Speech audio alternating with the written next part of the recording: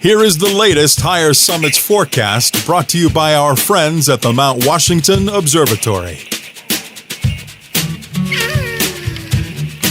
Weather above treeline in the White Mountains is often wildly different than at our trailheads. Before you hike, check the Higher Summits forecast at mountwashington.org.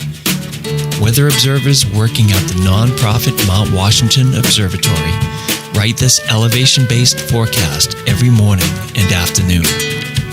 Search and rescue teams, avalanche experts, and backcountry guides all rely on the Higher Summits forecast to anticipate weather conditions above treeline. You should too. Go to mountwashington.org or text forecast to 603-356-2137. And here's your forecast for Friday, July 12th and Saturday, July 13th. Friday, mostly in the clouds under mostly cloudy skies with a slight chance of rain in the afternoon or thunderstorms. High will be around 60 degrees. Winds will be southwest at 20 to 35 miles per hour. Friday night, in and out of the clouds under partly cloudy skies with a slight chance of rain showers with a low in the 50s. Winds will be west at 20 to 35 miles per hour, decreasing to 10 to 25 miles per hour. And then Saturday, in and out of the clouds with a chance of rain showers and thunderstorms, rising into the upper 50s. Southwest winds at 20 to 35 miles per hour, switching to the northwest.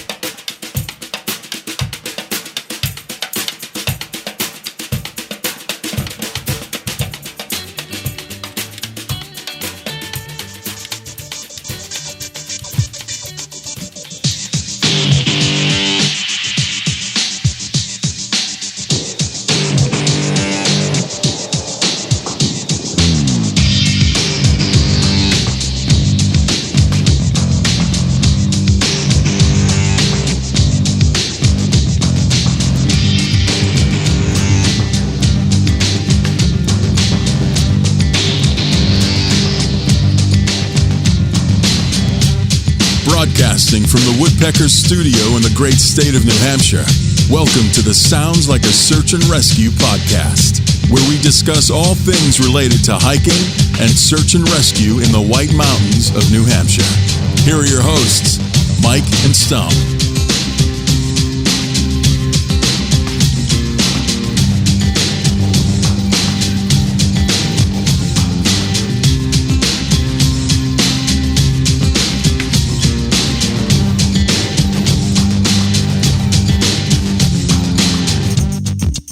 All right, Stomp, welcome back to episode 159. We had a vacation from each other on a scale of 1 to 10. How 10 being that you couldn't live without me, and 1 being that you could care less. Tell the audience how much you missed me.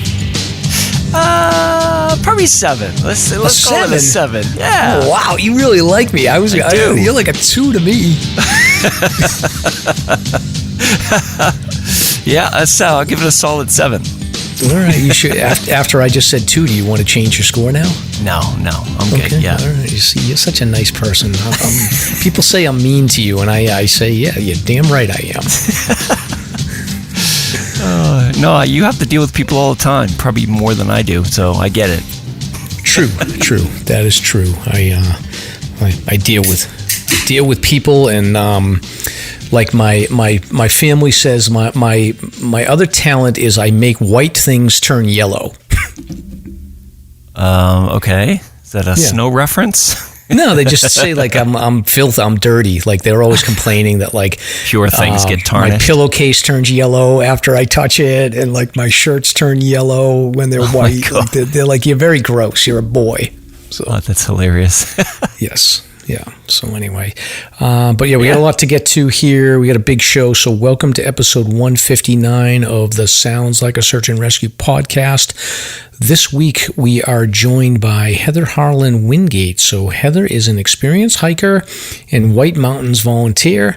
She has previously worked as part of the AMC Hut crew and now works as a volunteer to help get the huts ready for their season. And she's a trail maintainer for the WestSide Trail in Mount Washington. So plenty to talk about. So she'll share some of her stories and advice about volunteering in the White Mountains. Plus, we've got a 4th of July recap. We've got lots of rescues and craziness. So we had a cluster of, I think, 4 rescues in one day, which is cool. Well, not cool, but interesting, noteworthy. Right. I guess it's cool if you're geeky like we are.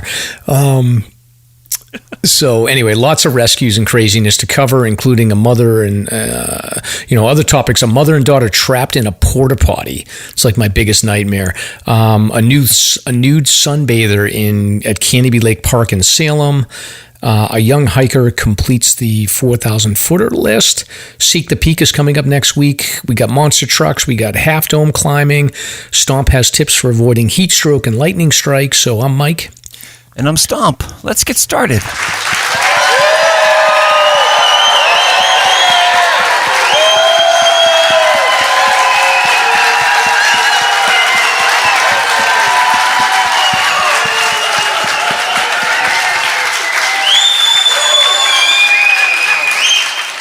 Let's get started. All right, let's move into our hiking buddy spot, and our friend Andrew Barlow will very elegantly give us some cool advice, and then our friend Christina from White Mountain Endurance Coaching will also talk a little bit. So that's right. You're gonna love this one, Mike. This is your favorite tip. What is it? It's the multiple headlamp tip. Ooh, I like that. Delivered by the posh fella. Okay, off to you, Mr. Barlow. Here we go. That is it.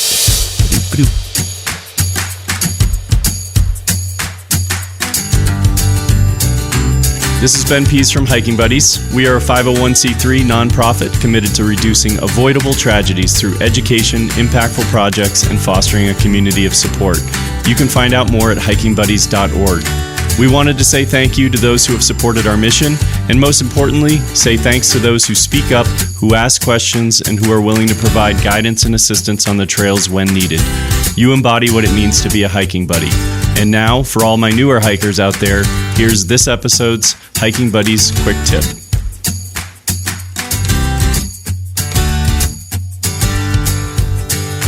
Always carry 2 or more headlamps on every hike. Also make sure to have spare batteries.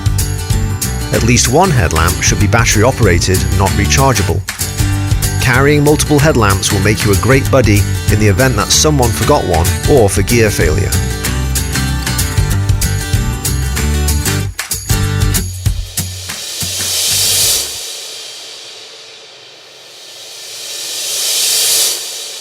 Hi, Christina with White Mountain Endurance Coaching, and I wanted to let you know that not only do I coach endurance athletes, I also coach hikers and mountaineers. I have plenty of experience in the White Mountains and would love to teach you how to start out, whether you're a beginner, if you're more advanced, give you some more skills to transition from hiking to trail running, and most of all, teach you how to move safely in the mountains. So whatever your goals are, whatever your experience is, reach out, coaching.christinapolsik.com. I'd love to help you. And we're back. All right, we are back here. All right, Stomp. So you've pulled a bunch of articles here, some good news stuff and some bad news stuff. So we'll start with a sad story here. So rest in peace to Brigadier General John Pogorek of the New Hampshire Air National Guard. I saw this. The story a couple days ago. So, commander of the New Hampshire Air National Guard was killed in a hit and run in Rochester on Monday night. Right. So, vehicle struck Brigadier General Pogorek on Crown Point Road at 6 p.m. on Monday, and the driver left the scene. That's right. So, yeah. Yeah, I mean, we all know that the New Hampshire Air National Guard is such a vital part of the search and rescue community, and this is a huge loss for sure. So rest in peace, Brigadier General, and you're all in our thoughts for sure. Yeah, this is a horrible story, and they did end up finding the driver, who's an 81-year-old Rochester man. The crash is under investigation, but just a terrible story. So definitely condolences go out to his family and all the members of the New Hampshire Air National Guard. Yeah. All right. And then, Stomp, we've got onto some more positive news. We just came off the 4th of July holiday, so we are 2 years away from the 250th anniversary. Go America. The U.S. Yeah, go America. So did you do anything fun over the 4th? I tried. As you know, it was a busy 4th itself with a bunch of rescues, so that sort of tied up the day. But we've been doing a lot of floating and some small hikes, so it was nice. Definitely nice. I was down in Sanbornton with family, and that's when some of the calls came in. So it was like, damn it. But beyond that, it's been nice. It's been a good summer, nice and hot. How about you? You were away, right?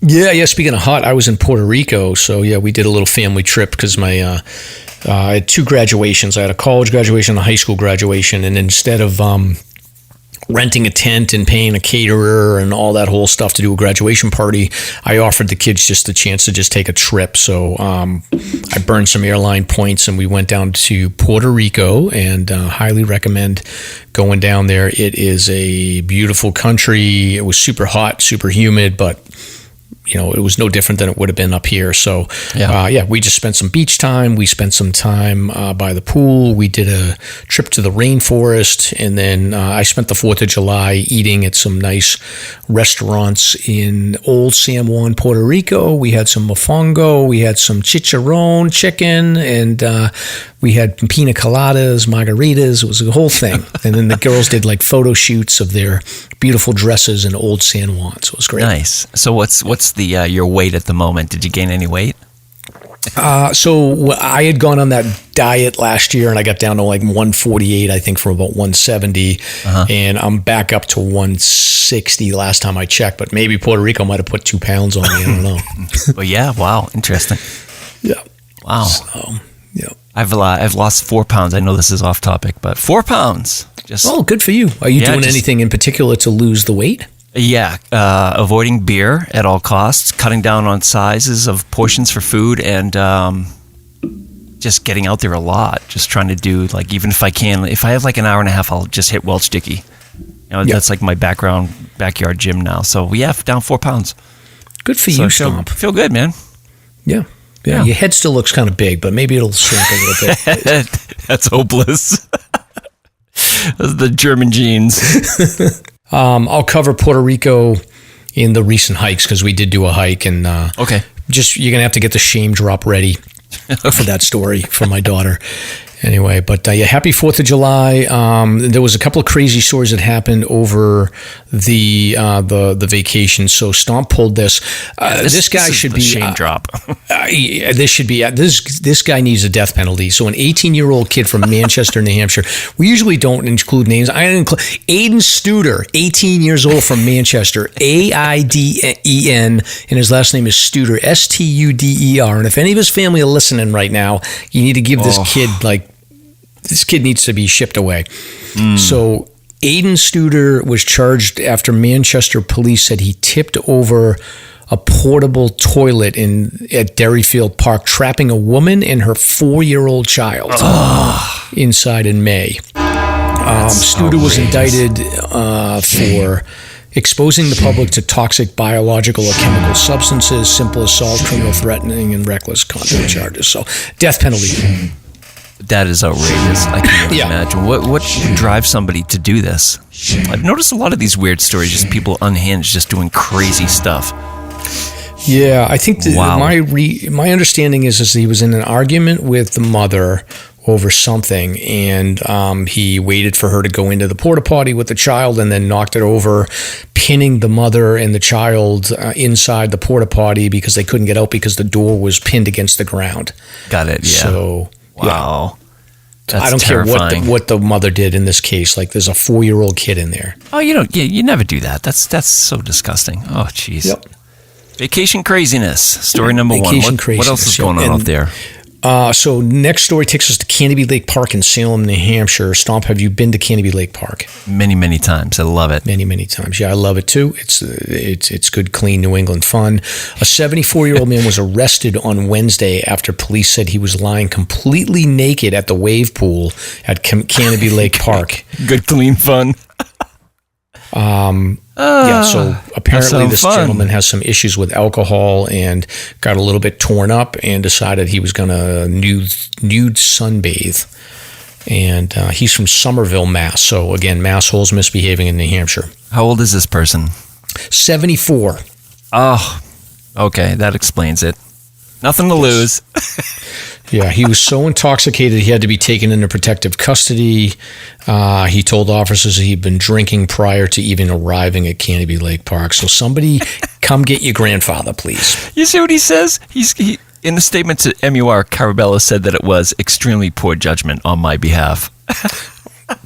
Captain Obvious. Wow. It's wild. Captain Obvious. Yeah. Yeah. He's nasty. Crazy. Yeah. So anyway, Stomp. But I was going to do a little bit of a history segment on Canobie, but I think we're stacked with topics at this point. So I'll save that for another segment because I think it's an interesting story about the whole development of Canobie and the fact that that place had some legit Hollywood stars. And then also I have an uncle who's a amusement park historian that has written a couple of books about amusement parks. Chief among it is Pleasure Island, Wakefield, which formerly was an amusement park that was built by the guy that designed Disneyland and had worked for Walt Disney. And then when Walt finished Disneyland, this guy moved on to build two other parks, one in Wakefield, Mass, called Pleasure Island, that is no longer in existence, and then another one in, I think, New York. And my uncle's written historical books on both of these parks and a little bit about this guy's background. So I will, I'll pull some history on Canobie eventually, but it's a fascinating place. Other than going on about Canobie Lake right now, Stomp, if you're a Taylor Swift fan, they have a Taylor Swift impersonator that is going viral on social media. Yeah, that people are lining up to see this person. So she apparently does a really good Taylor Swift. They always do a good job. I remember back in the day going to see like a One Direction. It was amazing. It was so good. They had Michael Jackson when I was there, and he was amazing. Yeah, they do a great job. So I'd love to see that. Yep.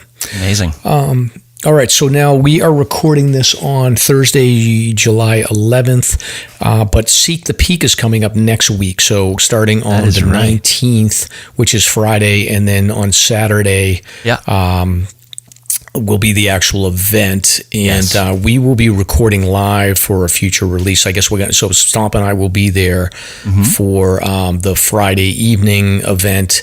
There's an outdoor tent opposite the main stage, so we'll be over there if you want to come see us. We'll have stickers. I'll have some of the Vaucluse frames if anybody wants to grab one, and then I'm sure we'll have some other stuff. Will we have the patches? Think we'll be ready by then, Stomp? I haven't had an update yet, so I'm sure they're getting near to completion, but not yet. Okay. And then, Stomp, you had a reminder that Sunday is the Jigger Johnson 100 race? Yeah, that's right. So the White Mountain Endurance Aravapa race, we know the COG was canceled due to crazy weather, but the Jigger Johnson is up and running for this Sunday, so maybe we'll see you there. And that's always a good race. Yeah, and it looks like Sunday's going to be the pick of the week. Saturday's not looking great, but Sunday's looking fantastic.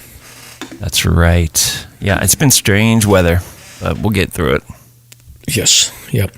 All right, Stomp, I've seen a number of news articles and people giving a shout out to, I like this story, but I feel like it deflates all of my accomplishments in some ways, so I'm torn about this. So Lydia Pearson, she's 4 years old. Yeah, little Lydia. She's so cute, super cute. She recently summited all 48 of New Hampshire's 4,000-foot mountains. Challenge that saw her walk over 300 miles and climb 100,000 total vertical feet. So on June 16th, she trudged up the top of Mount Washington to finish her final list. I read around, so her mom is Whitney Pearson. She's out there. I think she's like, I don't know what she's doing. I think she's definitely out there gritting and banging it out. But I think I read that Whitney had carried Lydia up when she was little and had sort of done a round of 4,000 footers just carrying her. But then, at some point in the last year or so, Lydia started walking and she's banged out all the 4,000 footers on her own. So very impressive. I think that Lydia should be super proud. And just like I said about Littlefoot, I feel like Lydia should tell her parents that it's time to take her to Disney World as a reward for all that hard work. Or just send her over to Nepal. She can just be a Sherpa for the rest of her life. True, yeah. Imagine 4 years old. The thing is she's going to be, she'll probably have some memories, but she's still young enough where she probably won't have a lot of clear memories. So she's going to have to do these all over again to really remember them. True. Absolutely. Yeah. It's quite an accomplishment. I do get nervous for these little kids, though, cranking it out so hard. Hopefully the parents are being very cautious and careful.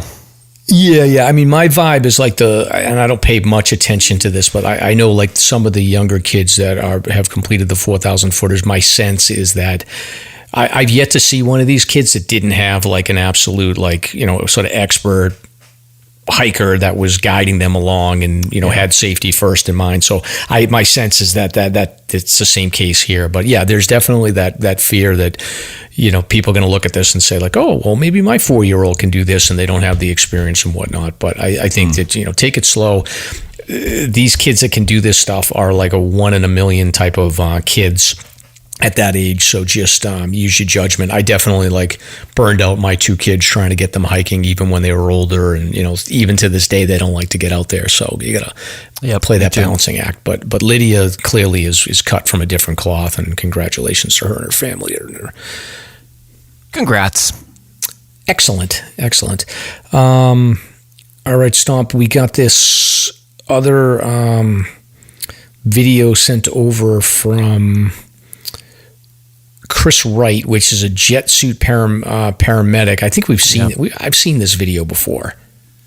Yeah, I don't know. It seems fairly new, or at least progressed. So the SAR world is moving towards having paramedics fly up to victims as opposed to having people hike in or get dropped in. So that's pretty interesting. Just something to keep a lookout for. Just a little note. Yeah. Side note. Thanks, Chris. Jetpacks. Yeah, we'll put a link in the show notes so that people can see this jet suit and jetpack. I think the link you gave me is broke, Stomp, so we'll have to send over another one. But I feel like jetpacks, people flying like that. Quicksand is another one. Those are all things that, based on Saturday morning cartoons, I thought were going to be like a very important part of my life at this point, but they've never really developed. True, but just got to give humanity a chance. We'll catch up. Yeah, the flying cars, all that, it's coming.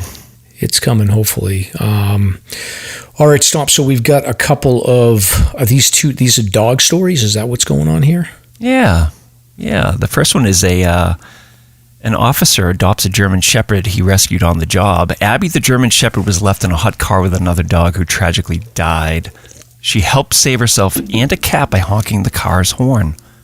This is in Indianapolis. What a sad story, but a nice story. Death penalty to the person that did that. No mercy today. No mercy. Nope. Oh, goodness. And so that's a really nice story, and it does follow up on this other crazy dog story that is really sad. Somebody abandoned a dog in, Malibu Creek Canyon, and they put zip ties over its muzzle and neck. Ugh, Fortunately, the dog was found, and people are just in the comments. They're just outraged. They got to find this person and prosecute as a felony. Blah blah blah. But the good news is, again, the dog was rescued. So a couple interesting dog stories out there. No, we've not heard any dog stories this year up on the Whites that I'm aware of. Yeah, I'm sure they're out there, but Yeah, exactly. Knock on wood. Yeah, this dog that got his mouth zip tied looks like another one of those German Shepherd dogs. The scarier part is they zip tied around his neck, which is, that can really cause, and it's tight. So I don't know what the hell these people were thinking, but I guess he's okay. Looks like an older dog. Hopefully he gets adopted and can sit in the nice air conditioning for the rest of his life. As I speak, Stomp, by the way, there is a missing dog. The town of Amesbury is absolutely freaking out at this point. There's a foster dog that ran away, got loose, and everybody's like, don't look for the dog, you're going to scare him away. But then people like, we want to get a drone so we can look for the dog, and it's a whole thing going on over here. So I'll keep everyone updated to see. I was thinking about going out tomorrow morning and being the hero to find the dog, but we'll see. Yeah, why don't you gather up your troop of deer that you see every morning, go looking around. Could you imagine if I rescued the dog, Stomp, but we would never hear the end of it? You'd be like, it'd be a 5-part podcast episode. Did you know I have a podcast? So, oh boy. Okay, so the next article here we pulled is Eastern Mountain Sports. So they're a friend of the show. They've been nice enough to come on. They have filed for bankruptcy. So interesting. Yeah. So along with Bob's Stores. So Bob's Stores has shut down. I think most of the locations. But immediate funding is basically needed to make payroll. Eastern Mountain Sports operates 6 locations in New Hampshire. Bob Stores only has 1. I remember Bob Stores at some point was everywhere. PNC Bank says it's owed nearly $30 million, with additional $27 million owed in unpaid rent and operational debt. So not looking good for Eastern Mountain Sports. That's such a bummer. Yeah. They tried to give it a go, but hopefully something will pan out. Interesting. Yeah, I mean, tough economy. It's a great brand name and great products, and hopefully someone will come in and save them. Yep. Interesting. Local versus national. I mean, the other stores seem to be doing pretty well. And then there are the small sort of niche ones like Lahoots. They're still plugging along. So, I don't know. Interesting story. We'll keep an eye on it. Yeah, speaking of interesting story, Stomp, another interesting story that you pulled here is this is a conservation story. So people may or may not be aware of this, but rhinoceros. So there's I think a black rhinoceros and a white rhinoceros. So they are endangered species. I think one of the species is down to less than 1,000 or so, but it looks like there's 15,000 of these white rhinos that are located in South Africa. But the challenge is that the rhinoceros horn is, I guess, valued in Asia for its medicinal purposes. So scientists have decided that they're going to implant radioactive material into the horn of living rhinoceroses, and what'll happen is that this will poison anybody who consumes the horn. So basically, they're implanting these radioactive isotopes that would be strong enough to set off detectors that are installed globally in airports and within these FedEx and UPS sort of travel hubs to prevent nuclear terrorism. But they can basically insert these 2 tiny little radioactive chips into the horn. They pose no risk to the animal's health or the local environment, but they bleaching. They basically will kill humans. So so this will be good. So if the rhinos do get poached for their horns, then at least the people that eat the stuff will die. Wow, that's crazy. Yeah. What do they eat? I don't get it. I think my understanding is they take the rhinoceros horn and they grind it up as powder, and then use that to, I guess, season food or something. I don't know. Calcium supplements. Yeah, something like that.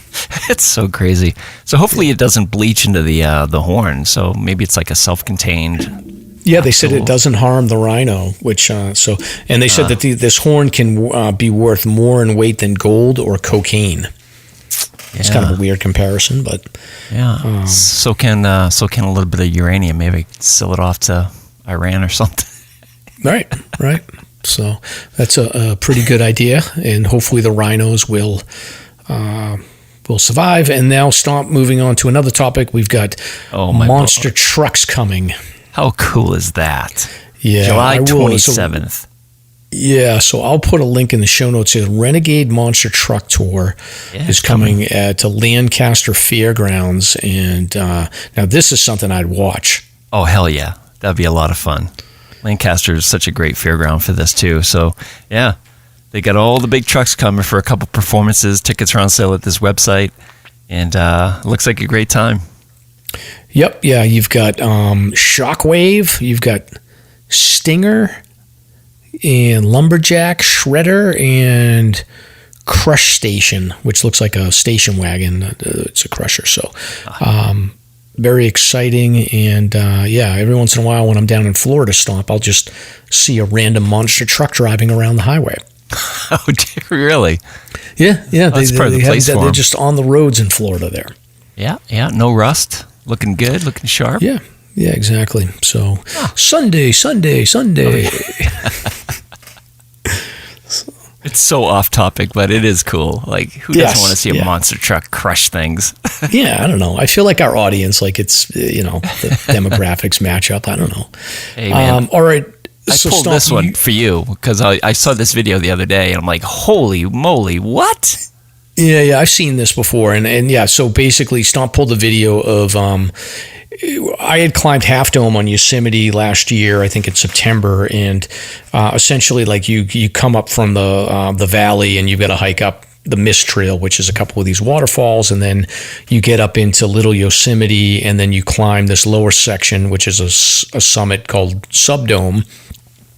And then as you approach the top of Subdome, you go to the bottom of Half Dome, which is about a 400 to 500 foot climb that is on cables. And typically by June, those cables, they'll put these stanchions up. So it essentially is like a, they're guide rails that are at waist height with the stanchions poles. And it's pretty straightforward to hold onto the cables, but they take them down in like October based on weather, but there's nothing stopping you from climbing, but the cables lay on the ground. So it's a very steep climb on basically just smooth rock, and you can clip into the cables or you can just hold onto the cables without being clipped in. It's a little bit scary. The nice thing about the stanchions is, that, you can put your feet on them. It gives a little bit more comfort. The guy that is doing it in this video, he's actually using an ascender, or some kind of a knot to anchor himself to the cable, which I think is pretty comfortable. But I would do this, Stomp. It does get a little bit tricky because there's eye loops in the cable, so you have to have like double ascenders to clip on one and then unclip the other one. So yeah, all right, I'll take your word for it. It's hard to get the steepness or the grade of this video, but it looks terrifying. It's terrifying. Yeah, it's as steep as think about like the North Tri-Pyramid Slide, or the fan section of Huntington. Yeah, but for 400 or 500 feet of elevation, and there's no, if you slip, you're done. Got it. Yeah. Well, no thanks. Yeah, and then even when you get to the edge, it's off-putting, because if you get to the edge and you look down, it's literally like a 4,000 to 5,000 foot fall, which you don't have that level of exposure in the whites. At best you might get a 1,000 foot drop or something.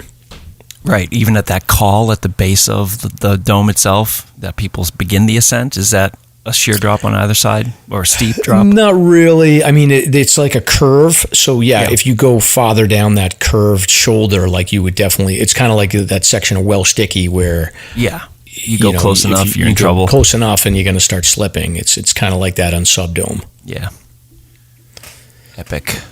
Yes. All right, Stomp. So we pulled a search and rescue story that happened, I think, right after we recorded our last show. So this happened on Saturday, June 29th. Conservation officers were notified of an injured hiker on the Appalachian Trail on Kinsman Ridge. The hiker was a 34-year-old hiker from Virginia who sustained serious non-life-threatening injuries to her leg. Conservation officers and 29 volunteers from PEMI Search and Rescue faced a daunting task of hiking 3 miles up Railbrook Trail to Kinsman Ridge. They then traversed Kinsman Ridge for 2.5 miles to the victim, packaged her into a litter, and carried her down. So call came in at 5:30 p.m. They didn't get back to the trailhead until 5 a.m. So the victim ended up getting transported via ambulance to Littleton Regional Hospital. But, I mean, this is about as deep in as you can get for a rescue stop. Correct. About 6 miles in, one way. Brutal. Yeah, and if you remember, the forecast was downpours. It was just absolutely miserable conditions. Yeah, it's brutal, and I guess the hiker's okay, and lower leg injury, there's not much you can do. One thing I will say is I picked this up on social media, Stomp. I'm not sure if you're even aware of this or not, but this particular hiker, the interesting thing is that she had previously been involved in a search and rescue like 2 years before. This one was a little bit weird. It was down in Virginia, Shenandoah. Right. And I think this one was just sort of like a situation where she didn't check in time. So I think family members had indicated that she was missing, and it triggered like a search for her. Might have been like a day or two search, but they did end up locating her. But it just described that she had like a 1-person Ozark Trail tent, 65-liter backpack, and a hydration pack. So she was on. So she's been on the AT. I don't know if she's section hiking or whatnot, but this is her second rescue situation on the AT, which is pretty interesting because we don't really get repeat offenders that much. Not that she's an offender, but it's noteworthy. I just haven't seen that very often. Yeah, I can't recall any others myself. Yes. Yep. So interesting. We all know that hiking a mountain can be hard at times. So here's a corny dad joke to help you get over it. Ba-dum-bum. Yeah. All right, Stomp.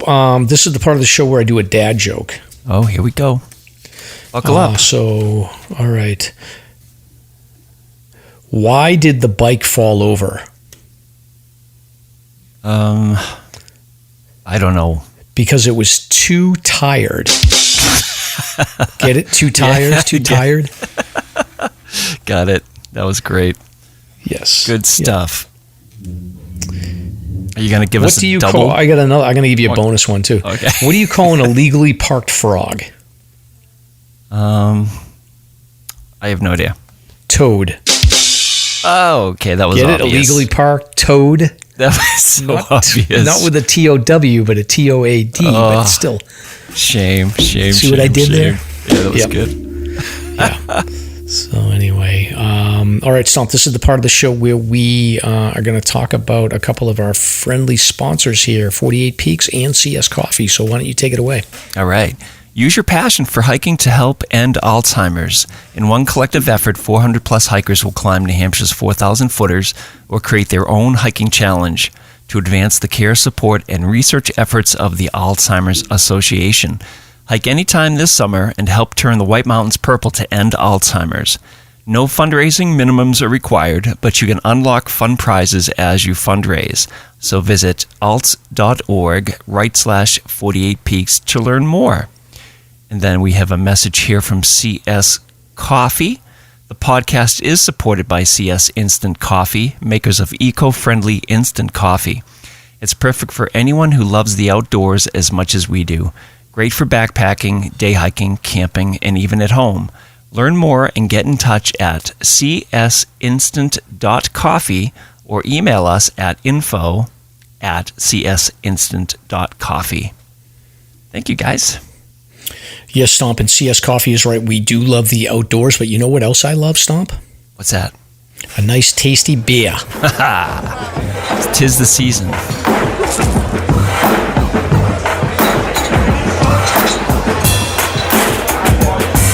Hey, hold my beer. It's time to find out what Mike and Stomp are drinking.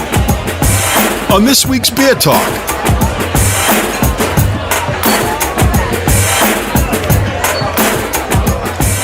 What you got?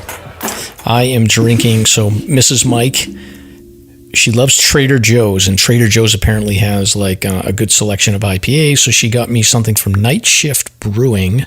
Yeah. And this is called Friendly Neighbor, which is ironic because I am at war with my neighbor, and my neighbor is not friendly, and neither am I to her. So, oh, that's classic.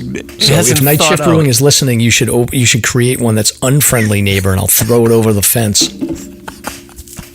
So things have not thawed, huh? Yeah, no, Stomp. One of these days, I gotta. Yeah, well, I'll tell you the whole story. Okay, that's fine. All right. There's a recording and everything, so yeah, it's. Gotcha. Okay, well, I'm enjoying. Again, I'm trying to avoid the beer. So this is Nature's Nectar, a traditional cider made from 100% fresh pressed apples. Comes in at 5% alcohol, and this is by the Woodchuck Hard Cider Brewery. It's really good. It's refreshing. Oh, that's good. Yeah, so it's wait great a minute. stuff. So your theory is that you're going to lose weight by not drinking beer, but you're drinking cider?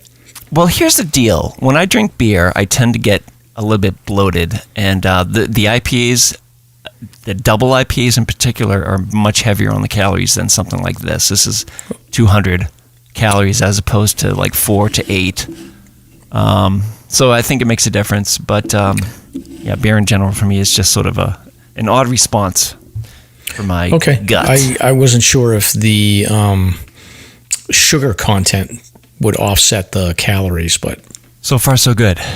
Okay. Yeah, in terms of carbs, yeah, I don't know. Yeah. There's a lot of potassium too. All right, Stomp. Stomp is on a health kick. Turn on. I knew we should have gone left back there. Stomp, don't worry. I know it's this way. I've got a feeling in my gut. Are you sure you're not about to have a bowel emergency? Totally. We got this. But I just blew out my hip. Fell down that gully with my 40-year-old microspikes. Suck it up, Stomp. It's 4 p.m. We're at 3,500 feet. We got 9 miles back to the parking lot. Your leg may be broken. We got no cell connection, and we can't feel our fingers. But we're finishing all of my list tonight. By the way, I need some water. I'm empty. I would if I could see what I'm doing, but my headlamp batteries are dead. You gotta be kidding me. What a chump. This is the last time I hike with you.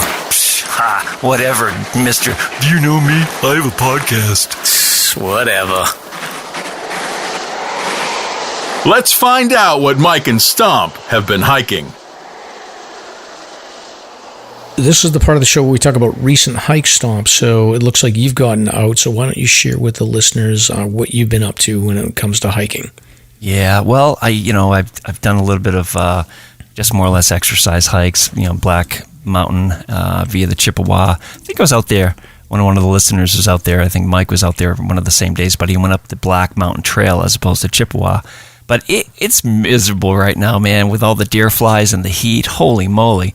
And just a whole bunch of Welsh Dickies. That's about it. I did get to go in towards Owl's Head on one of those mission responses. That was sort of cool going back in there again.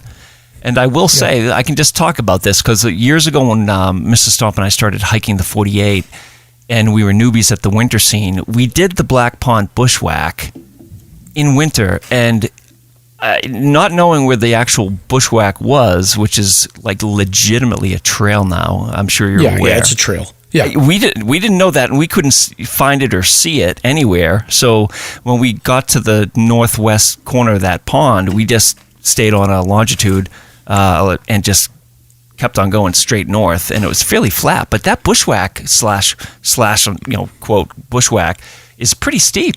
There's a lot of ups and downs on that thing.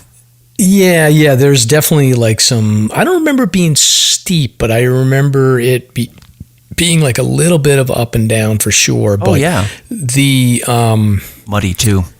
Yeah, I mean, we did it last winter. I did it with the crew, and it wasn't too bad. I mean, I didn't do it with mud, and it was kind of low snow as well. But the Brutus bushwhack was incredibly steep getting up Owl's Head. But it's a little funky in there. Like you can definitely get turned around, and there's a couple of routes that you can take on Owl's Head or on that Black Pond bushwhack. And I remember we went to the right when you're supposed to go to the left and got a little screwed up, but it was all good. Okay. Yeah, we went right as well. That worked out okay, I guess. I don't know. Yeah. Okay. Yeah. Well, that's good. So, I would say, one thing I would say, Stomp, for you is with the deer flies, it's this time of the year. So if you're going to be low, I always recommend to people that you should go on to Amazon. Maybe there's some other products, but I use Tread Knot. And what they are is they're deer fly patches. Yep. And they're super sticky. You got to be careful with them. So you just put safety pins into the patches and then pick a hat that you're using. I typically will put like maybe one or two of these sticky things on my hat, and then that takes care of the deer flies, no problem, because they'll buzz you and they get stuck to the tape. And I think I did the Kilkenny Traverse with the deer fly patches on and picked up like 20 of the deer flies. Really? How big is the square? Like 2 by 2? It's like about the it's about the it's probably about this wide on your head, and it's just a rectangle. But you just do it on the back of your hat, and then it picks them up, because the deer flies, they tend to bother around your head. It's so wild that you're hiking with a bunch of dead flies in the back of your head. Yeah, it is kind of gross, but it's kind of funny. Like you don't even notice. That's really funny. Yeah, cool. Yeah, but the deer fly patches, I highly recommend them. Matter of fact, I'm going to hike in tomorrow, and I'm going to have mine ready to go. Yeah, you need them. Yeah. So, Stomp, I did a little bit of hiking. I did a rainforest hike in Puerto Rico. So, Julie Dahlback, Jake and Julie, Julie had given me a heads up to go do that tour, so I booked a tour. Took the kids into this shady, like, Puerto Rican neighborhood parking lot to meet the tour guide, and it was a little I was a little sketched out by that, but otherwise it was, once we got there and we met the tour guide, it was all good. But yeah, you drive about an hour out of San Juan to go to this El Yunque rainforest, and we were in this van, kind of go up these narrow roads and down these steep roads, and eventually you get to the parking lot, and it's, there's 1,000 cars there, and there's a bunch of different tour guides, so it's crowded. But it was interesting is there's no mosquitoes and no bugs in Puerto Rico, apparently. I don't know why. And then you go up this like very muddy, wet, they have that orange clay wet kind of mud that you walk on, and my middle daughter immediately wiped out and got mud all over her arm, and she's freaking out, and the lady's like, yeah, don't worry about it, that's not gonna be the first time you get mud on you. But it was a whole thing, and so she brought shame to the family. But then you basically hike up. It's about a mile and a half hike to this. You follow this drainage, and eventually you get to this section that looks like, it's kind of like Diana's Bath. Is essentially we went to Puerto Rico's version of Diana's Bath, but in a rainforest. So there's like 1,000 people in there, and they had like this natural slide that you can slide down, which is fun. Then they have a cliff jump that you can jump off of, but there's like 1,000 people watching you jump. So I immediately, I had to show off, and I ripped a flip and landed crazy. Perfectly. But then, it was basically just swimming and hanging out. But it was nice. Apparently, they say, if the tourists that go in there by themselves, they get lost. Some people never come out alive. I don't know what the deal is, but it didn't look that scary to me. But oh, boy. Yeah. Well, a lot of stray dogs. The kids wanted to save a dog. Mm-hmm. But, but it was fun. I definitely highly recommend it. If you go to Puerto Rico, El Yunque rainforest, it's definitely worth it to check it out. Yunque, what's that mean? Do you know? In Spanish? No idea.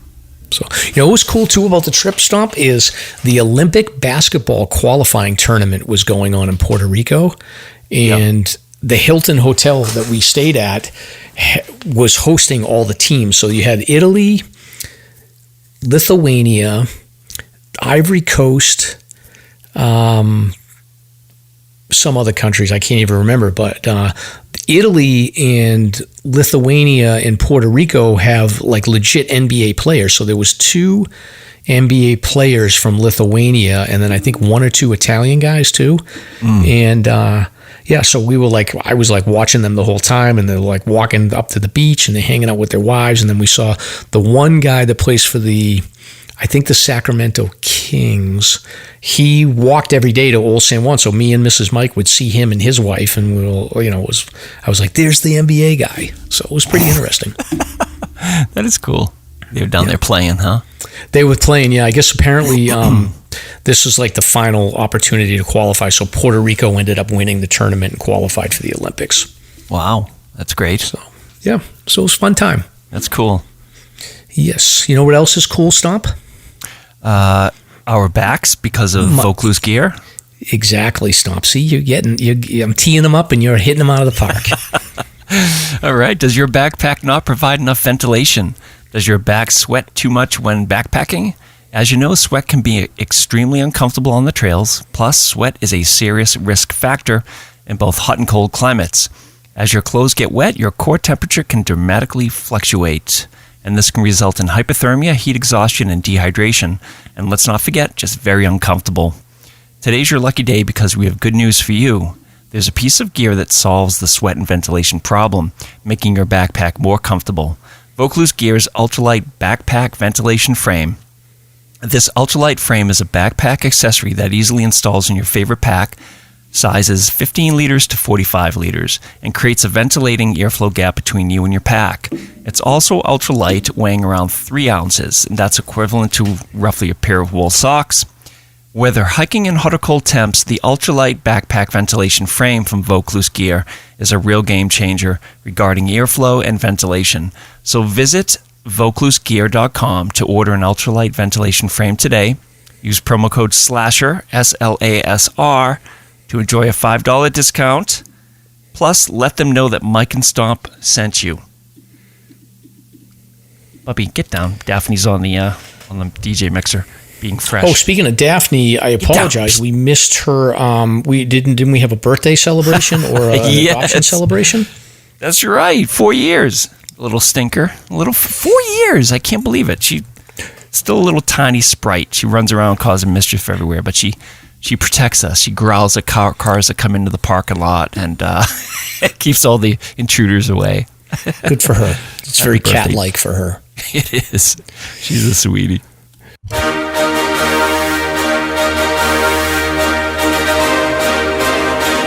It's time for Slasher's Notable Hike of the Week. If you want to be considered for the Hike of the Week, simply tag Slasher on your social media post. All right, so Stomp, this is the part of the show where we do Stomp's favorite thing, which is notable hikes of the week. Stomp, I feel like I promise somebody. I feel like I promised someone I was going to give them notable hike of the week. Oh no! All right, well maybe it'll ring your bell here when I run through these. Jesus! Oh. All right, ready? So Karen 220 did Whiteface and Paso Conaway for 33 and 34 out of the 48 4,000 footers. Justin Benz did a dad venture on Gale Head with the crew, and they did, 26 out of 48. JKN Boba Adventures, baby's first 52 with a view on Mount Stinson. That was a really cool pickup there. Nice job, guys. Mike Devaya did Black Mountain, as I had mentioned, and C. Gothberg hiked Isolation for his 48 out of 48 finish. Congratulations. That's super cool. Hiking Feeds My Soul and Mr. Conley hikes Owl's Head for 39 out of 48 for miles. I actually crossed paths with them, so it was nice seeing you guys out there. Yeah, it was nice. Let's see. Jakester was on the Kendron Flume Trail to Willie to the AZ Trail out Avalon. So I've never heard of the Kendron Flume Trail. I've heard of that. Have you? Have you now? I have now. Okay. All right. Well, it's out there. Leanne runs. Oh, an overnight in Wild River Wilderness, covering a multitude of trails, including the Rainbow Trail and Black Angel. Nice work. Teddy Toes hiked Mount Cabot, Mount Wambeck, Whiteface, Paso Conaway, Wildcats, and Hancock. I believe that was over a span of a few days, I would hope. More Than the Mountain finished gridding the 6 wilderness areas in the White Mountain National Forest. Now, that is super cool. As you know, the White Mountains do have wilderness areas as opposed to the other, the forest itself. And they run by slightly different rules. And they have definitely a remote and more rugged feel than the rest of the wilderness. So that's awesome. Mountain Ginger hiked Noon Peak in Jennings and was in the neighborhood and didn't say hi. Shame. Cindy Chess. Shame. Yeah, shame drop for sure. Cindy Chess hiked Mount Tom and Field for 12 and 13 out of the 48 4,000 footers. Karen 220 and Melissa Start 13 hiked Owl's Head for 35 out of the 48. That says 49, but I'm not going to fall for that one. Brady Girl 1. Oh, see, we have some travelers here. So the cliffs of Faroe Islands in Denmark. It's pretty epic. Beautiful pics. Yeah. It might be that's exotic. It sure is. Jake Skis 603 did the Franconia Ridge counterclockwise. Jennifer Collins 5678 hiked North Moat for 48 out of the 52 of the view. And then this dude, Dave Shits in the Woods, was harassing me all week long, or for like the last 3 weeks, tagging me for Ireland pictures, like a million of them. If I got another Ireland picture, they were nice. great. Yeah, but they were a bit over the top, don't you think? Like just like every single day, a new Irish picture. Come on, I'm happy to see pictures. Keep them coming. Yeah, just busting you, Dave. But on top of that, he did do the Mount Lowell via a bushwhack. So not the chute or anything like that, but he bushwhacked from.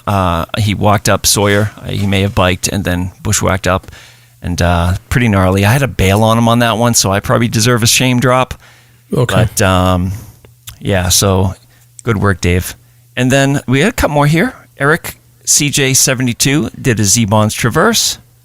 Lauren Sampson 54 hiked Cardigan via the West Ridge Trail for 12 out of the 52 of the view. And then Duchess 3663 did Tom Field and Willie. So there you go. All right. Man. So Justin and the Dad Venture crew. Yeah. They've done some good stuff. But they got a little ways to go, so I gotta hook up with them and do some hikes with them. But we'll get there. Yeah. You got Dave Shits in the Woods, who literally traversed the entire island of Ireland, from north to south. We got the Denmark person. I like Mr. Conley. I just like that name. I don't know. It's like that. He's our gym teacher. But I think I'm going to go with Karen 220. I had a nice conversation with online. So maybe, I'm going to go with Karen 220 because her and Melissa are banging things out right now. So they did 33, 34, and 35. And she's sort of like, this will give her the motivation to really wrap up the 4,000 footers, hopefully in the next couple of months. So Karen 220, your wish is granted. You get the notable hike of the week. Congratulations. All right. You should create like a sound effect that's like you use the crowd sound effect of like cheering. There was much rejoicing. Yes, yeah. Slasher's hiking topic of the week.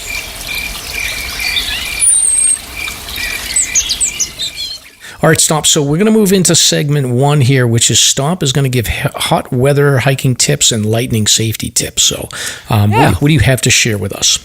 I know we've covered this before, but my New Year's resolution, I know it's a little early for New Year's resolutions, but I want to always circle back to the new listeners that we may have. And tis the season for lightning strikes and hot weather and all the things that can happen in hot weather. And this really got me started by this article that was sent in by Johanna Parker. And it was about a mother who passed out while hiking in summer heat with the husband and the kids out west, and she ended up dying. So these reports are coming in fast and furious now, and a lot of these heat-related incidents can be avoided if you're cautious and you're aware of some of the signs and symptoms of heat exhaustion, heat stroke, and whatnot. So let's just review some of these. If you're out in hot weather, be aware of heat exhaustion. That would be the first thing that you should be aware of. And usually you're looking for fatigue, heavy sweating, faintness, a weak rapid pulse, muscle cramps, nausea, and headache. That's a good old list of the first signs and symptoms. If you're pushing yourself well beyond those initial symptoms, hiking out in the hotter weather, that can lead you to what they call heat stroke. And this generally occurs when your body temperature rises to 104 degrees Fahrenheit or more. And this is where you can damage your brain, your heart, your kidneys, your muscles. And the longer that treatment is delayed, the greater your risk of serious complications or even death. So it's no joke. Yeah. I mean, in this prolonged 2-week span of weather here, you really have to be on top of these signs and symptoms and be aware of what you can do to prevent it. I also think, like, from a math perspective, Stomp, like, I don't know how correct I am on this or whether there's a calculator, but like when I was out west in Arizona, essentially, like, my experience was like a 4-mile hike in that heat was the equivalent of like an 8-mile hike around here. And even though the elevation wasn't as bad, just that amount of heat pounding down on you was just, it's crazy. Absolutely. No doubt about it. There's a subcategory here, hyponatremia, which basically means low sodium. So sodium is an important electrolyte that works for your muscles, your cardiac rhythm, all of it. When you're sweating diffusely in hot weather, your sodium can drop so low that it can lead to big trouble. So that's why people suggest IV fluids, the Nun tablets, Gatorade, all that stuff to get those electrolytes and salts back into your body. So what can you do about it? Things to be aware of, some basic strategies. Hike earlier in the morning. Get out before 10 a.m., before that sun really cracks over the horizon, or later in the afternoon and into the evening where you have less of the heat, less of the direct sun. You can dress in lighter, breathable wicking clothing as opposed to hot cottons or heavier materials. Obviously, you want to bring enough water. If you're packing for a longer hike, make sure you know where your water sources are. Make sure if you do have the water that you're bringing the electrolytes along with the water, because water does not contain these electrolytes, which are super important. And it brings back one of those rescues recently, a couple years back, where somebody tried to replenish their hydration by drinking a ton of water, and she created hyponatremia by just diluting her electrolytes and her water balance so much. So make sure you're balancing the two. Know the signs. We went over a couple of them. Fainting, confusion, altered mental status. They're all early signs for pending trouble. Check your pee-pee. Check your pee-pee color. If you're yellow, you're probably dehydrated. You want to make sure that your urinary color is a lighter color to make sure that you're hydrated. I added this. Go ahead. And make sure you only check your own pee-pee, not like other people's pee-pee, Stomp. I just want to clarify that. Correct. Yes. I added this one because if you are in the situation where you have to end up stopping for whatever reason and you're stuck in the middle of that heat, bring a tarp or something that you can create shade or a shelter, or even when you're just resting. Just so you can stop, you can throw something up above you, create a little bit of shade. That can really help. Yeah, if you're cool above you down. tree line, I think my experience with the umbrella on trail recently on Galehead, like I thought that was pretty easy. Like the bang for the buck as far as like how heavy it is versus the benefit you get. Yeah, I wouldn't hesitate to throw an umbrella in my pack and just use that if I was going to be above tree line for an extended amount of time. For sure, it doesn't take much. If there's a little bit of breeze going and you're in the shade, that can really cool you down, get you back on your feet. Let's see. And if there are bodies of water around, utilize them. Dogs always jump in the water and just sit there and bathe for a few minutes while they're hiking. Do the same thing. Just take your shoes off, cool off, get the water on your pulse points, under your arms, behind your head. Different strategies there. Yeah, and especially if you're doing longer hikes, like pick your hikes. Like I think, to me, like I'm trying to think, Stomp, what are some good long hikes that sort of go along drainage for a long period of time? I think like the Great Gulf to me stands out as number one because you can hop in, you can go 4 or 5 miles in and you're still going to be hitting drainage. I think Owl's Head, Carrigain is another one, like with that long road walk, and then you still got drainage pretty far up onto Signal Ridge. 19 Mile is another one. Correct. So if you're doing like a Wildcat Mariah, I was just going to mention that. If you're stuck up on the ridge, you have no water for that entire duration, maybe a spring here and there, but you'd have to descend to get down to a water source. So again, it's just knowing where those water sources are.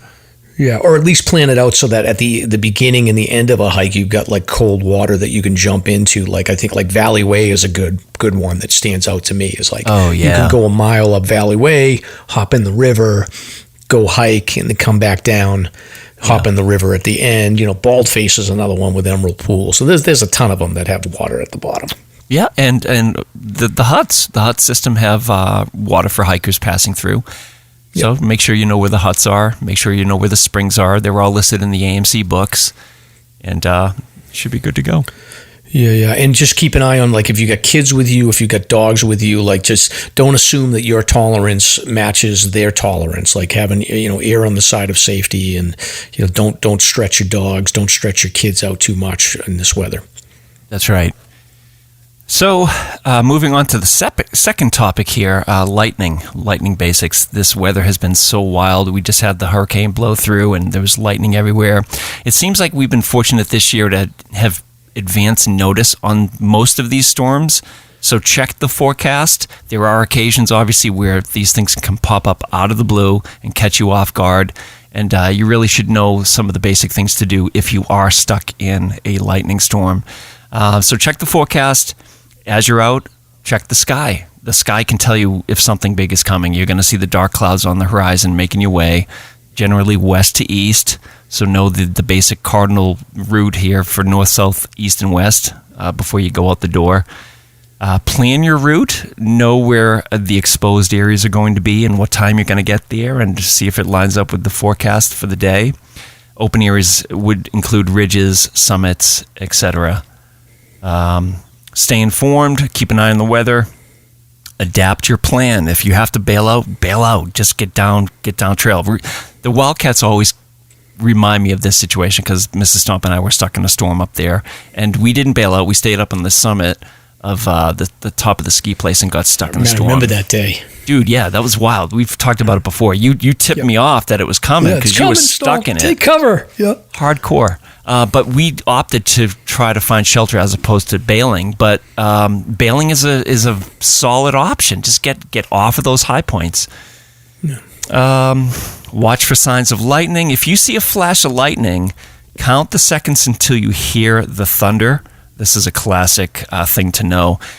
If the time is 30 seconds or less, the storm is close enough to pose a threat in terms of lightning strikes to you personally. And then take shelter. If you're caught in a storm, seek shelter in a low-lying area, such as a valley or a depression. Avoid tall objects, such as trees. I love that one. Like, that's sort of tough to avoid, but yeah. Little depressions or calls even should be much better than the higher points. I think this is another scenario where I think you should have an umbrella with you, particularly like a metal-tipped umbrella. And then if you are stuck in lightning, what you want to do is give the metal-tipped umbrella to the person in your hiking party that you like the least. Have them hold it. Tell them that it's like, protection from the rain, and then they'll get struck by lightning and you'll be safe. Oh my God, it's so funny you mentioned that because later on here it says use a lightning rod. So it's true. I mean, if you have a lightning rod, if you're in a group of people, you can use something larger to distract the lightning or attract the lightning instead of to the people. So, yeah. But yeah, and if you're hiking with a lady who's got long hair and her hair starts like rising with static electricity, then you got to get away from that person. That's absolutely right. Yeah. Some of the other basics you probably already know, but avoid metal objects, fences, poles, camping gear, anything that can conduct electricity. If you're stuck and you've got no place to go, you're out of time, crouch low. Get down as low as possible with your head between your legs, your just fetal position. Get down as low as you can. It'll reduce the risk of being struck. Avoid standing water, as that's also an excellent conductor of electricity. And the group thing is interesting. They suggest traveling with a group because when you're with a group, you can spread out and avoid clustering together. and it reduces the risk of multiple people being struck. Lightning roulette. Exactly. So there you go. So some heat exhaustion tips and some lightning tips from yours truly, Slasher. Good luck. I'm exhausted from your heat exhaustion advice. Don't worry. Winter's going to be here in a couple weeks. Yeah, right. All right, Stomp. So now we are going to, so Heather Harland-Wingate was nice enough to join us, and we're going to go into a segment where she's going to talk about some of her experiences in the volunteer world for the White Mountains. So let's go into this segment here, and then we'll catch you on the other side with search and rescue.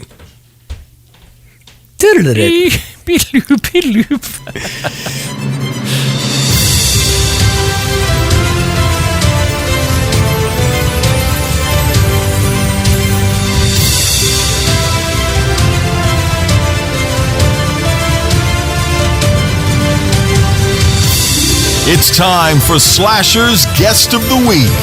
Very cool, very cool.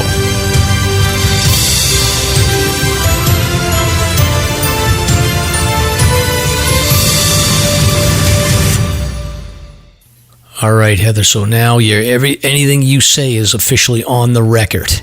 Okay.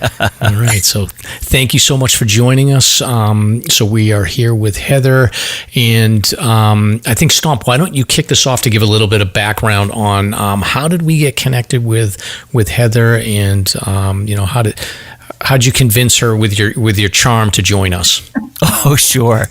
Well, all the credit goes to Agent Sweezy for this connection. Apparently, Heather and Lynn, our behind-the-scenes, she does everything for us. She's great. She's been such a resource for us. So Lynn definitely sent you our way, and thank you, Lynn, and thank you, Heather. Yeah, this is great.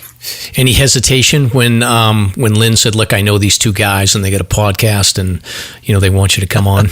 Well, I had listened to your podcast before, so I was aware of who you were, but I've never been on one, so I was a little bit like, "Oh, do I want to do this?" Yeah. I don't know. Yeah. Well, we appreciate you joining, but why don't you start off? Can you give a little bit of background about your sort of early life, and how you got connected into sort of outdoor activities and hiking and all that fun stuff? Sure. So I grew up in Connecticut, and I was right near a state forest that I used to go walking with my family all the time. And then when I was 12, in 1983, I came up with my youth group and hiked Mount Lafayette for the first time at age 12 in my tree-torn tennis sneakers, like totally, this is 80s. Nobody had like hiking gear.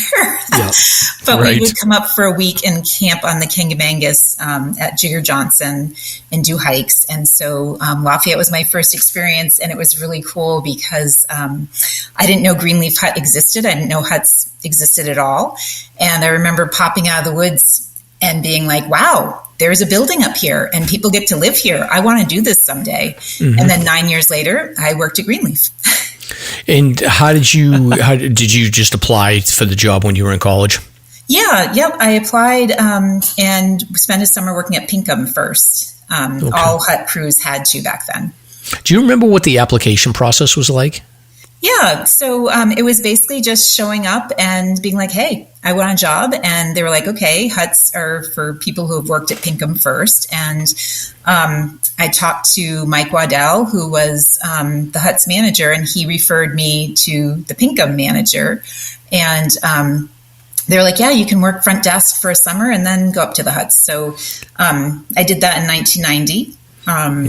And there's no internet, so you're knocking on doors. You're showing up to like the person. Can I talk to the personnel department, please? Right. I mean, you literally showed up at Pinkham. I remember on my spring break, my mom and I drove up from Connecticut. Well, I was going to school in Boston, but we drove up together and just went and talked to people. Yeah. Do you remember so like I talked to my kids about like, oh, you know, it'd be great to work for the AMC, and then they're kind of like, oh, I need to make a little bit more money, and I'm like, yeah, you need to make a little bit more. Do you remember like what was your thought around like, okay, what is your thought in just overall in the balance between like, okay, I want to make money over the summer versus you know, I want to do something that's going to make me happy, and maybe I won't become a millionaire doing this, but it's good experience. Yeah, it was definitely for the experience. I mean, I'd spent my summers in high school waitressing at a Friendly's restaurant down in Rhode Island, and it was super, super busy. You made good money, but I didn't want to do that. And I had just sort of been exploring the mountains more, and I really wanted to spend my summer up there. And so I didn't care. I would have done it for free. Like, it was such an amazing job. And so, you know, and I was fortunate that I was in college, and I needed some spending money, maybe money for books, but I wasn't like trying to make it on my own. You you had that Friendly's money probably packed away too. Yeah, so that's exactly. All those quarters. Oh my God. I used to love going to Friendly's. Like that was, I mean, back then that was where you went out to eat. Like that was a night out, you know. And we were right near the ocean in, Westerly. So it was definitely all the beach traffic was there nonstop. Wow. And were you like, was there any nervousness or hesitation around like, okay, I'm going to be living in Pinkham Notch and I'm going to be working the front desk, or are you just excited? I absolutely loved it. And I spent every spare moment that summer going up to all the huts, getting to know all the hut crews, because back then the hut masters and assistants helped with the hiring. And so I was basically a brown noser and schmoozed, and I'll do dishes, I'll clean the bathroom. So I went up and just sort of stayed over on my days off. And I also explored a ton of trails because I wasn't from this area, and I had hiked some before I came up, but I hadn't hiked a lot. So here I am giving trail information right at the desk. So I went out and explored everything. Yeah, because you want to know what you're talking about. Yeah, exactly.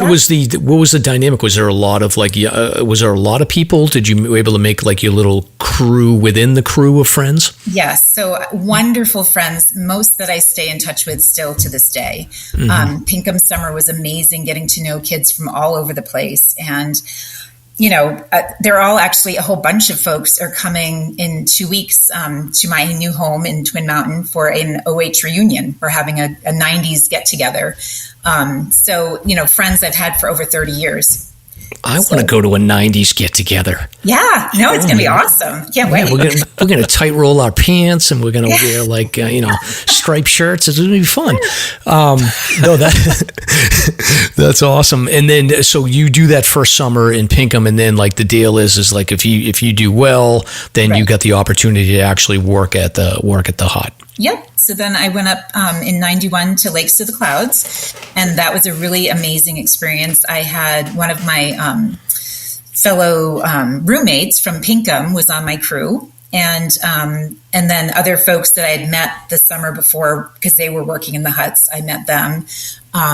And actually two roommates from Pinkham were up at Lakes with me. So yeah, it was a great experience to finally be in the huts. Lakes is super energizing. Like, it's an amazing, like, it's the biggest hut. It's the highest hut. It's like, I don't know, it's pretty badass. I love Lakes. In fact, I did that for 2 summers and a fall season because I loved it so much. What's the shift again when you're up there? Are you off at all? Yeah, so you're on for 11 days and off for 3. And you usually leave on, there's different sets. So throughout the week, different people leave. But I remember one set of days off started on a Sunday, and you had off until pack day on Wednesday. So you left after breakfast and the hut was cleaned and all that. And so you had like a half day Sunday, Monday, Tuesday, and then you had to be back by dinner basically Wednesday with your pack load. And when you were just going back to when you were working at Pinkham, would you ever go up to the huts and help them resupply at all, or was you not responsible? No, I didn't pack for them when I was but I would just go around on my days off and just go, and I would help do dishes, I would help serve, I would help, clean the bathrooms the next morning, whatever. But yeah, I didn't actually pack until I worked at Lakes. And then, of course, you're packing down from the summit of Washington. Yeah. Did you have any anxiety about that? Were you like, oh, no, I don't know how I'm going to do this? Or were you okay? You're like, I'm seasoned at this point. I was like, bring it. I was like, here we go. Here's a challenge. And back in those days, there were a few less crew at each hut. And so we had a crew of 8. I believe now it's 10 plus a naturalist.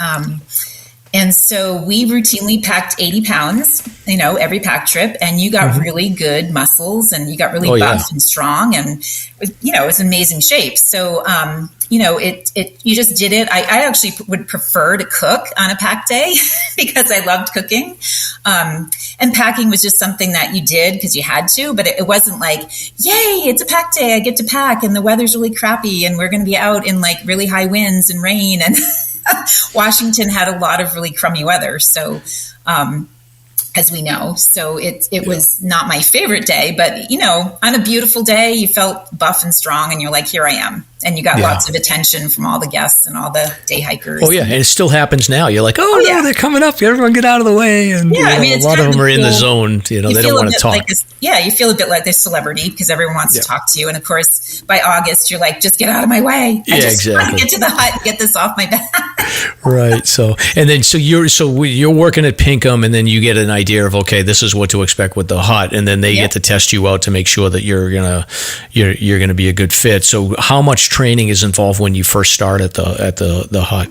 Yeah, so before you get to the hut, there's a week-long orientation called Gala, and they still hold that. And there was, all kinds of training. But I remember Forest Service coming in talking about, different things. And there was Solo would come and do wilderness first aid. There'd be all these different aspects, and all the different, big wigs from AMC would come and talk about their, education and research and, trails and all the different things, just to kind of fill people in on what was new or going on in the AMC world. And then you went up to the hut after Memorial Day weekend, and usually had about almost a week before Friday night. Like you'd go up on Monday and you'd have till Friday to kind of bond as a crew, do inventory, get things set up the way you want them, and train. And a lot of training happened, basically on the job. So you can't anticipate how to serve 90 people dinner until 90 people are sitting in your dining room and you're serving them dinner. So, there was some pre-training before the guests actually came, but it was a lot of on hands-on and, but cooking, your hut master and assistants would be there the first couple sessions helping you like plan things and time it. And cooking for 90 is an all-day affair.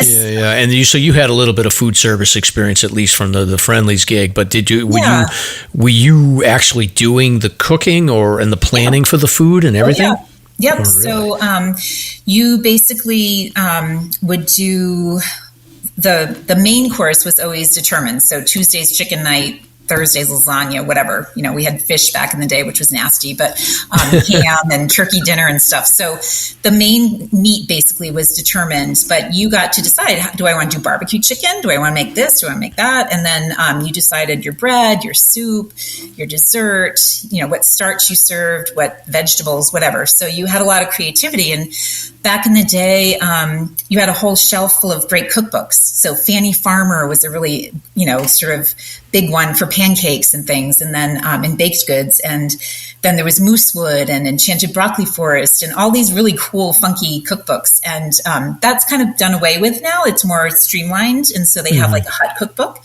And but I remember pulling out Fannie Farmer and just sitting in the cook's chair and being like, what do I want to make? And it was just so creative because there was so much food in the upstairs. And I remember pulling out one that was called Huntington Cake. And of course, Mount Washington's right near Huntington Ravine. And so I remember like doing all the math and being like, all right, if I want 4 big pans of chocolate cake, how many times do I have to multiply this recipe? And then I just sit there and figure it out. And so it was a lot of fun, sort of creative cooking. And that was the only place I really started cooking. Like I'd done a little cooking with my mom as a kid. And, at Friendlies, I was scooping ice cream and waitressing. I wasn't cooking. So this was like a whole new world. And I've really enjoyed that part. Wow. And then as far as the arrangements for sleeping and things like that for the crew, do you get a roommate, or how does that all work? Well, you get all, 7 roommates. There's okay, one so room. They're all in together. Yep, there's one crew room, and I didn't grow up with brothers. I had one sister, and it was a whole new experience to have a whole bunch of brothers all of a sudden. Yeah, disgusting. Oh, disgusting. Gross. You shut the lights off to go to sleep, and there's, burping and farting, and everyone's like, just pulling all kinds of junk. So it was fun, but it was Stomp does that when we go backpacking to me, so I understand. It was a mess. It was very stinky, and it was I don't know, dirty clothes everywhere. So it was, it is what it is. You have to be ready for that experience, to be living and working with people, your whole 11 days. You never have alone time, really, unless you're out hiking, which on nice days, if you weren't cooking or packing, you were out hiking and just sort of away from the fray. Yeah. And then what about guest engagement? Like, I know that I've stayed in the winter overnights, but I haven't done like a summer one. But like there's some kind of my understanding is that there's entertainment, and like if I'm going in the summer, I expect a show. So what's going on there? So basically, as far as the entertainment piece. In the morning, there's a thing called a blanket folding demonstration, or a BFD. And there's a whole trunk of props and clothes and all kinds of fun stuff, like mostly like 70s polyester, wild, dresses and wigs and all kinds of stuff. And you put on a skit basically to tell people how to fold the blankets. Because at Lakes, there were 90 beds. Now there's 96, I think. Mm-hmm. And each bunk had 3 blankets. So that's 270 blankets. And if the guests just left them in a huge heap on the bunks, it's a nightmare for you guys. We have to fold them all so it looks tidy for the next round. So we do all these entertaining skits, and it was oral tradition. It was all passed on from, crew to crew. And sometimes a new one would be developed, but it was a lot of, sort of tradition. So it was really, really, that was one of my favorite parts of the huts, was doing the blanket folding demonstrations, honestly. So much fun. Like all. Now, are you really good at making beds now? Yeah. Yeah. Yeah. So, but it was just really fun to get, and it's all like, as breakfast goes out, you've got like 2 minutes to run in the crew room, decide what skit you're doing, who's going to play what role, and pick out an outfit and get out there while the guests are eating their breakfast. Because once, their pancakes are done, they're out the door. They're not going to sit there and listen to you. So you had to do it really quick. As soon as the pancakes went on the table, or the eggs or whatever, you were out, trying to get yourselves together. It's a lot of impromptu. Yeah, and then what about the thru hikers? So I think that obviously the volume of thru hikers back in the early 90s wasn't as heavy, but you still have the thru hikers coming in. Yeah. What was the policy generally? And my understanding is, like, in busy season, like, you can take a couple that will work for stay, but for the most part, like, sometimes like they just got to move on if it's too crowded. Right. Yeah. So it's pretty much the same policies we had. It was, for the smaller huts, you could take 2. And for lakes, I think it was 4. And basically, if they came in before like 3 or 4 o'clock, you're like, okay, got to get going, unless it's like a huge storm or something. But you weren't encouraged to take people at like 10 in the morning. It's like, okay, you got to get going. But, later in the day,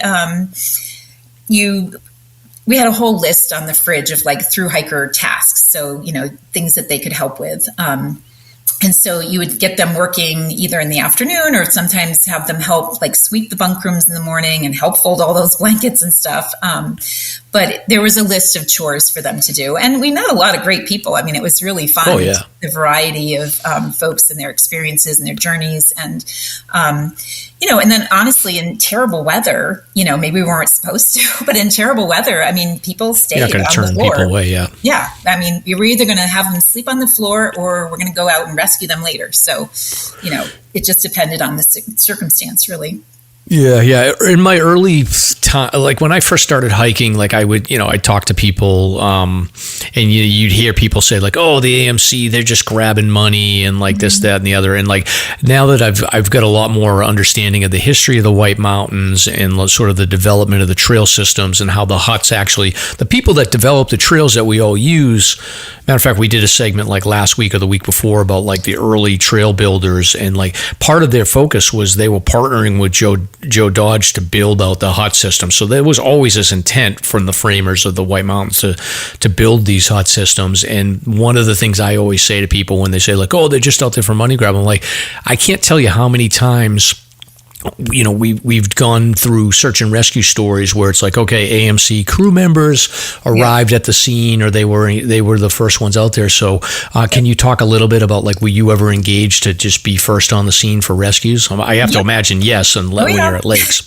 Yeah. Yep, definitely. I mean, we had the second summer I worked at Lakes, we had a wilderness first responder on our crew, which was great. And I mean, he'd be the one to run out with the fanny pack and assess the situation and stuff. But, at different times in different huts, I did litter carries, and I was on days off from Greenleaf when a guy had a heart attack and died on the ridge. So my crew carried out a body, which I was sort of glad I wasn't there for that because that would have been traumatic. But we dealt with a lot more folks coming in unprepared, mostly that had driven up the auto road and walked down in flip-flops. And, hey, they looked over the edge and saw a little building. So they hiked down in their flip-flops. And then, hey, the clouds blew in and the weather is now crummy. And so, we had folks that were hypothermic a lot.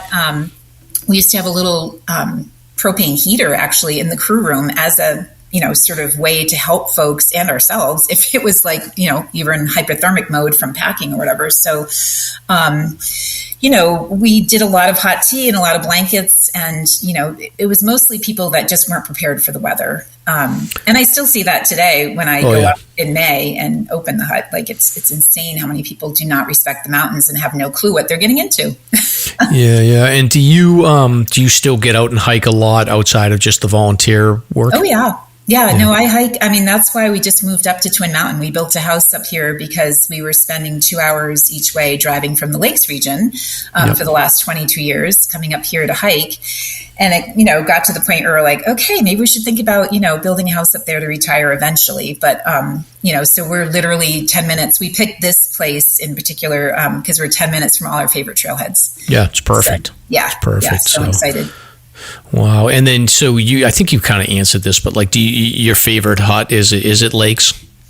I have to say yes. I mean, I have a really soft spot for Zealand because I spent 2 summers there, and my last full service season was at Zealand, and I planned my wedding from Zealand with no cell phone. So I love that hut, and I wrote my vows out on the falls with my husband, and so a lot of really fun memories there. But I worked at Greenleaf and really loved Greenleaf, but I'd say Lakes, I mean, just the high intense energy, it was really cool. And just, cooking for all those people. I loved the challenge of cooking for 90, and there's nothing like serving a meal that you busted your butt for. Like I would make, fresh pies or, all kinds of things that were kind of above and beyond. And you'd go out when you introduce the crew, the cook is last and the cook comes out, and I'd get a standing ovation.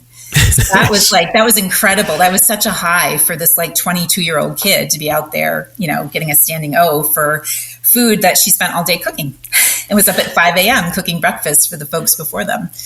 Yeah, no, that's fantastic. And then when you stopped working for AMC and you had to go out into sort of the real world, do you feel like you were more prepared than some of your contemporaries based on the work that you had done at AMC? Yeah, I mean, I pretty much went right from AMC to getting married. And when I left in 95, I went to grad school at UNH. And so I got married and started grad school and went back for one more spring of 96. I was like, I really want to do one more season. My husband was like, well, maybe not a whole summer, but you could caretake in the spring. So I did MISPA as a caretaker for a month. But when I got out of grad school, I was getting ready to decide, where I was going to send my application and stuff because I went for education. And my husband came home from work one day and was like, hey, do you want to keep job searching, or do you want to go live in France for a year with my job? That's a no-brainer, right? Yeah, that was a no-brainer. So we had a year-long honeymoon in France while he worked his job there. And we came back expecting our first child. And I did not actually enter the workforce as a traditional, job for pay sort of thing. Yeah. I was and have been a mama of 5 kids for 25 years. So, and a homeschooling mama. So that's my occupation. Oh, wow. Well, I'm sure that the having 90 people to cook and manage that definitely prepares you for the kids. Of 7. Absolutely. Absolutely. And I did a lot of entertaining and, would have host holiday parties for 80 people, and, cooking all that food was no problem. Yeah. So that's wow. So that's something else. So also, and so the other thing is, so you currently now you volunteer to help open the hut. So I will say, I have a memorial Memorial Day weekend tradition where typically on the Alton Weagle Day, which is the Saturday Memorial Day, I go up the auto road. I usually run it or this year I hiked it with my friend, and then I make my way down to lakes. I'll see what's doing. Sometimes I'll go up to Monroe and then I come back down Bootspur. So I've done that the last 3 or 4 years. Sometimes it times out where you're opening, sometimes it doesn't, but this year I was there. Yeah. So we probably crossed paths. Yeah, we did. I think, matter of fact, now that I see you, I think you were in the kitchen, like getting, but it's interesting because I don't recall ever seeing it in full prep mode. So essentially, like there's supplies that are delivered via helicopter, is my understanding. I talked to one of the people there, and then like there's bags of flowers and there's all kinds of like canned goods and things like that. And you essentially got all of that material, all that food and stuff. It's not in storage yet. It's out on the tables, and you've got to pack everything up. Yeah. So basically, I talked to the construction crew guys. We thought it was about 8 tons of food. He's like, Heather, I think it was way more than that. So let's say 10 to 12 tons of food. It's helicoptered in. It's typically the front door is not uncovered yet with the snow. Yeah. And so they bring it in through the end of the hut. So all the food this year was down in the farthest bunk rooms from where it needs to go. So my team, because I'm the coordinator of the weekend at this point, I took over 3 years ago from a guy that had been doing it forever. But anyways, so my team brings all the food to the dining room after the dining room's been cleaned, because you have to scrub every square inch of that hut. Like it gets really moldy. And this year was like the worst year I've ever seen it. But we spend all weekend, almost 20 people scrubbing every square inch of that hut. Once the dining room is clean, we bring all the food in and separate it out. So here's all your flour, your rice, your sugar, your oats, your teas and coffees and maple syrup, everything that's, canned goods and non-perishable items. And once it's all separated and the upstairs is emptied, because first you have to clean the kitchen because all the stuff from the kitchen is upstairs in the attic. So once the kitchen's cleaned, everything comes down and we wash, 96 plates, bowls, cups, spoons, forks, it's incredible, all the pots and pans. And so all that gets cleaned and put on the nice clean shelves. And then the upstairs gets sort of swept and cleaned so that all the food can go up there, and we organize it as best we can.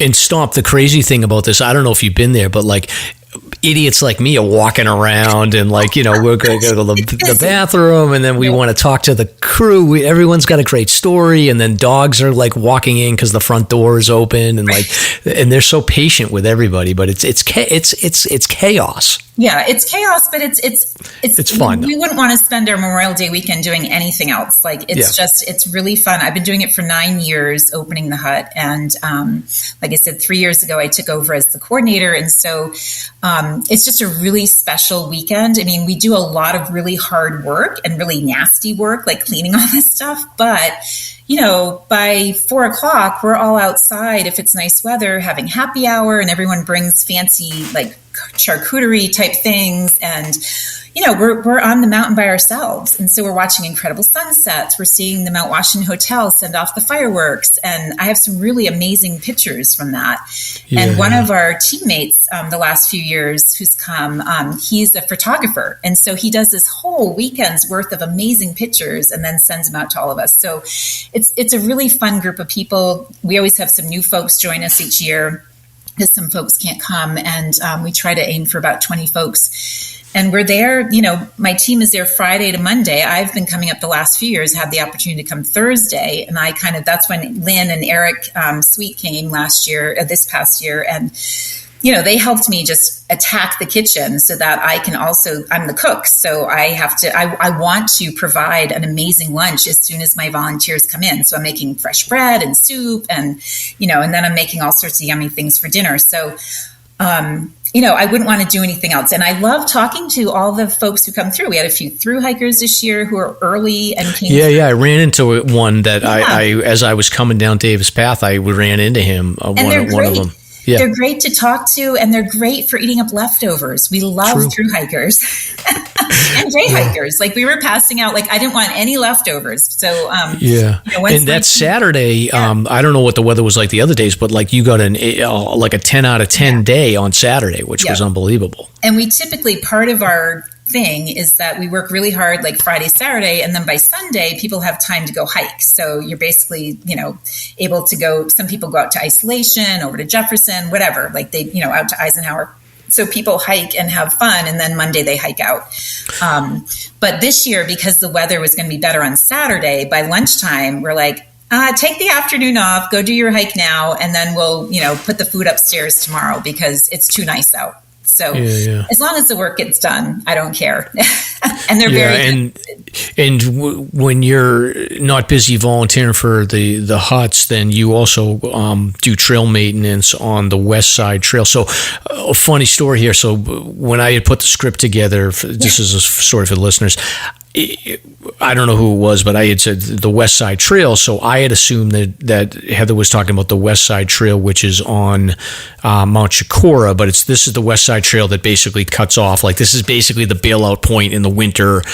When you're coming up Ammonoosuc, you hit Lakes of the Clouds, you come up to Crawford Path, not Davis Path, and then you can basically take a left and go down. You bypass the summit and connect with the Cog.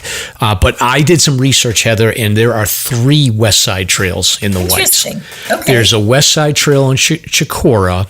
Which I didn't know. And there's a WestSide Trail near Ethan Pond.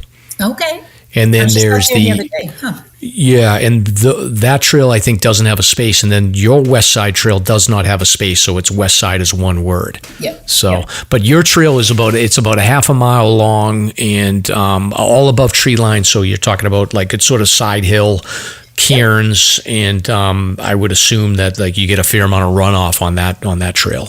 Well, interesting. We started adopting trails back, 12 years ago, and we did the Zealand Trail, which was one of my favorite trails. And there was tons of water bars and tons of brushing, and we were coming up with small children up 2 hours to maintain this trail. And we could do the water bars fine, but then the brushing, my gosh, because it's low elevation, it just, you clean it and then it's like, it's there again. And so it got to be too much. And WestSide Trail came up, and I was like, I'd love to be above tree line. No water bars and no brushing, right? so we adopted them simultaneously for a couple years, and then we let the Zealand Trail go to another adopter because it was too much for our family at that time.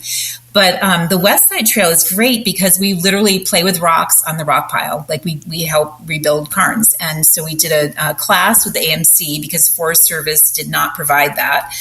We did a class with the Trails Department over by Alpine Garden in Huntington. We did a cairn building class, and that was really cool. And, my husband does the heavy lifting. I sort of take pictures and look cute, like I'm just sort of a mascot.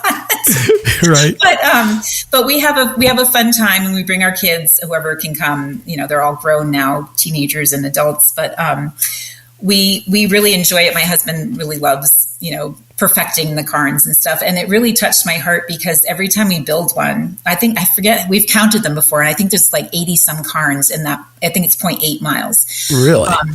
And it really touched my heart because when we build one, I always say a little prayer for someone that, this may sometime help them. And this winter, one of the rescues up at Lakes in the dungeon, the team was brought up the Cog and let off at WestSide. And That's right. Terrible storm, terrible weather that the rescuers in the interview I read online said that they couldn't see anything. And so they were doing this leapfrogging type of thing. And the cairns are what saved their life, trying to get to this person that they saved their life. So it was very touching to know that, we're up there on a gorgeous day. We always pick a nice day to go up and do this and, our work. And, we're not up there when the horrible storms are because I've been there, done that. I don't choose to hike in terrible weather anymore. Yeah, and same with me. Yeah. And so honestly, to know that, our work made a difference, when I read that, and they said the cairns on the west side were what really helped them get to their person they were trying to save. And so anyways, it's very rewarding work. And, I find rocks for my husband and go around and pick them up and stuff and bring them to him. But he's the real the person who does most of the work. And sometimes we'll bring our kids, like I said, and they'll help too. But it's a really fun thing. And I think trail adopting is just such an amazing way to give back, because I'm out there all the time on the trails, and I'm always amazed at all the wonderful, I notice, the drainage and stuff. And I'm like, oh yeah, someone was out here clearing it out. How great. And, the brushing and then trails that are in really bad shape. You're like, wow, I wonder if this is on the orphan trail list because it's not being maintained. I know professional trail crews have so much to deal with, especially with all the erosion from recent storms in December and stuff that, they just can't get to all the brushing and water bar clearing. And so that's definitely a volunteer position. Yeah, and we'll post we've posted this a bunch of times, but we always post whenever we talk about trail volunteering. We have a bunch of resources that people can follow up with if they want to adopt a trail. Yep. No, and AMC does it and Forest Service. Our trail is through Forest Service, but AMC does a whole Adopt a Trail program. I actually wrote down stuff because I didn't know if you would have that. But we also are doing stuff with the old bridle path restoration. Oh, yes. Last year we did an Old Hutman's Day where OH folks were, invited to come. So our family went to that, and we signed up to do it again this year. But they're doing, a bunch of dates. I mean, there's still 1, 2, 3, 4, 5, 6, like 7 more dates coming up. And I've shared that volunteer information, and I'll share that in the show notes as well for Old Bridle, because I think that's they put out a call for volunteers because they definitely need plenty of people there. Yeah, they were saying they could use like 15 to 20 folks each Saturday that they're doing it. And there's like a whole form you just fill out and choose which date you can come. But that was very rewarding as well. It was a long day. It was 9 to 3 and it was hot. But we did, a lot of work last year starting to cut some new trail. And I guess we're working in that same sort of area this year. So, yeah. And I'm curious, did any of your kids take to hiking, like in outdoor activities like you have? Yes, so they had no choice when they were young. Okay, all right. Well, I tried that with my kids, and some of them went away. They're like, I'm not hiking ever again. So at one point, my husband and I each had a baby pack, because we had our kids sort of close together. And so we got our kids out there. I mean, I had my first child out there when he was a couple months old. And the youngest that we took one of our kids out, our last child, we took out at 6 weeks old. She did Mount Washington from the summit. We drove up the auto road that year because we had 5 kids and a dog. And I just was desperate to get up above tree line on 4th of July. And we had her in the little front pack and we carried her down. And so all the kids got out hiking. I have very fond memories we didn't do a lot of big peaks when they were young, but we did Zealand a ton. Like all of them took their first steps out of the backpack on the Zealand Trail. So that's why it's such a special trail for us. And we went up to Lonesome a lot and, just little things. And as they got older, well, my middle child, actually, we called him Mountain Goat because at age 3, he did Eisenhower. He was just like, he had one little like piggyback and that was it. Like he was like, boom, let's go. So he used to enjoy, he was a June baby and solstice. And he enjoyed, he always wanted to do a presidential on his birthday. From the time he was 6, he did Mount Washington and Lafayette. So, and some of them like to still hike, some don't. I did the 48 with my oldest for his high school homeschool gym credit. So the two of us did all the 48 together before he graduated. And that was really, really special to share all those peaks with him. And some I had never done. Like I was amazed. I was always like, oh, I don't want to do a list. Like, whatever. I'm not into that. I just hike my own hike. But I was actually really glad we did them together because I'd never done, I worked at Greenleaf and did Lafayette a ton, but I'd never been all the way over to Flume and Liberty, believe it or not. Yeah. And I'd never been up Moosilauke, which I absolutely put on repeat all the time now. And, so I think it was, and some I don't choose to do again because they weren't my favorite, like Cabot and Owl's Head. But yeah, I can relate to those. Yeah. And I've done the 48 again with my husband. When we celebrated our 25th wedding anniversary several years ago, we decided we'd do them together. It's like, a lot of peaks we've never done together. So we did them all in a year for our anniversary, which was kind of fun. So We've talked about doing a third round, another round. And I'm like, yeah, I think I'm all set. I just have my favorite peaks and I just keep repeating them. Yeah. Well, this has been great. And I appreciate all the work that you do for volunteering. And maybe you don't notice when you're in the mix of things, but like I remember going into the Lakes of the Cloud and seeing the buzz and seeing you guys all working. And I was like, people do appreciate it. It seems hectic at the time, but like it's without the work that you do, even the people that aren't staying at lakes like rely on that for like, all right, a 5-10 minute refresher, and now I can finish my hike. So it's definitely appreciated. Thanks. Yeah. And I've really enjoyed, I did from the time I left the huts, I did also go in and do full service volunteering. So for, crew nights out and different things. And my kids loved working in the huts that way. Like we just had the best times, like filling in and cooking and doing everything and seeing what mom did when she was a kid. So it was a way to reconnect with my youth. And I really enjoyed that. We haven't done it in the last 2 years, but we did that from 1996 until 2022. So. Well, I think if you need anyone to carry bags of flour, Stomp is your man. Yeah.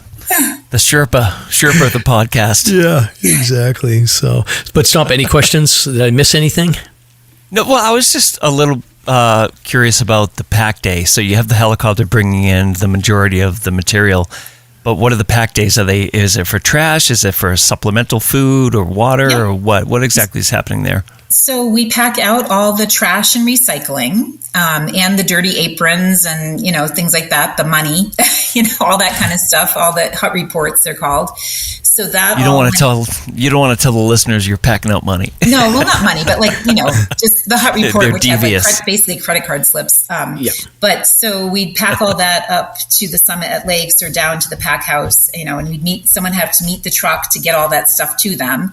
And then they would give us all the fresh foods. So all the, the turkey and the chicken and the bacon and the, cheese, because they'll fly in some to start with. We used to pack eggs. We'd pack a box with 30 dozen eggs, and you could hear each egg kind of roll as you packed. So we packed eggs, and we packed, fresh vegetables for salad every night. And that's a lot of salad for 90 people.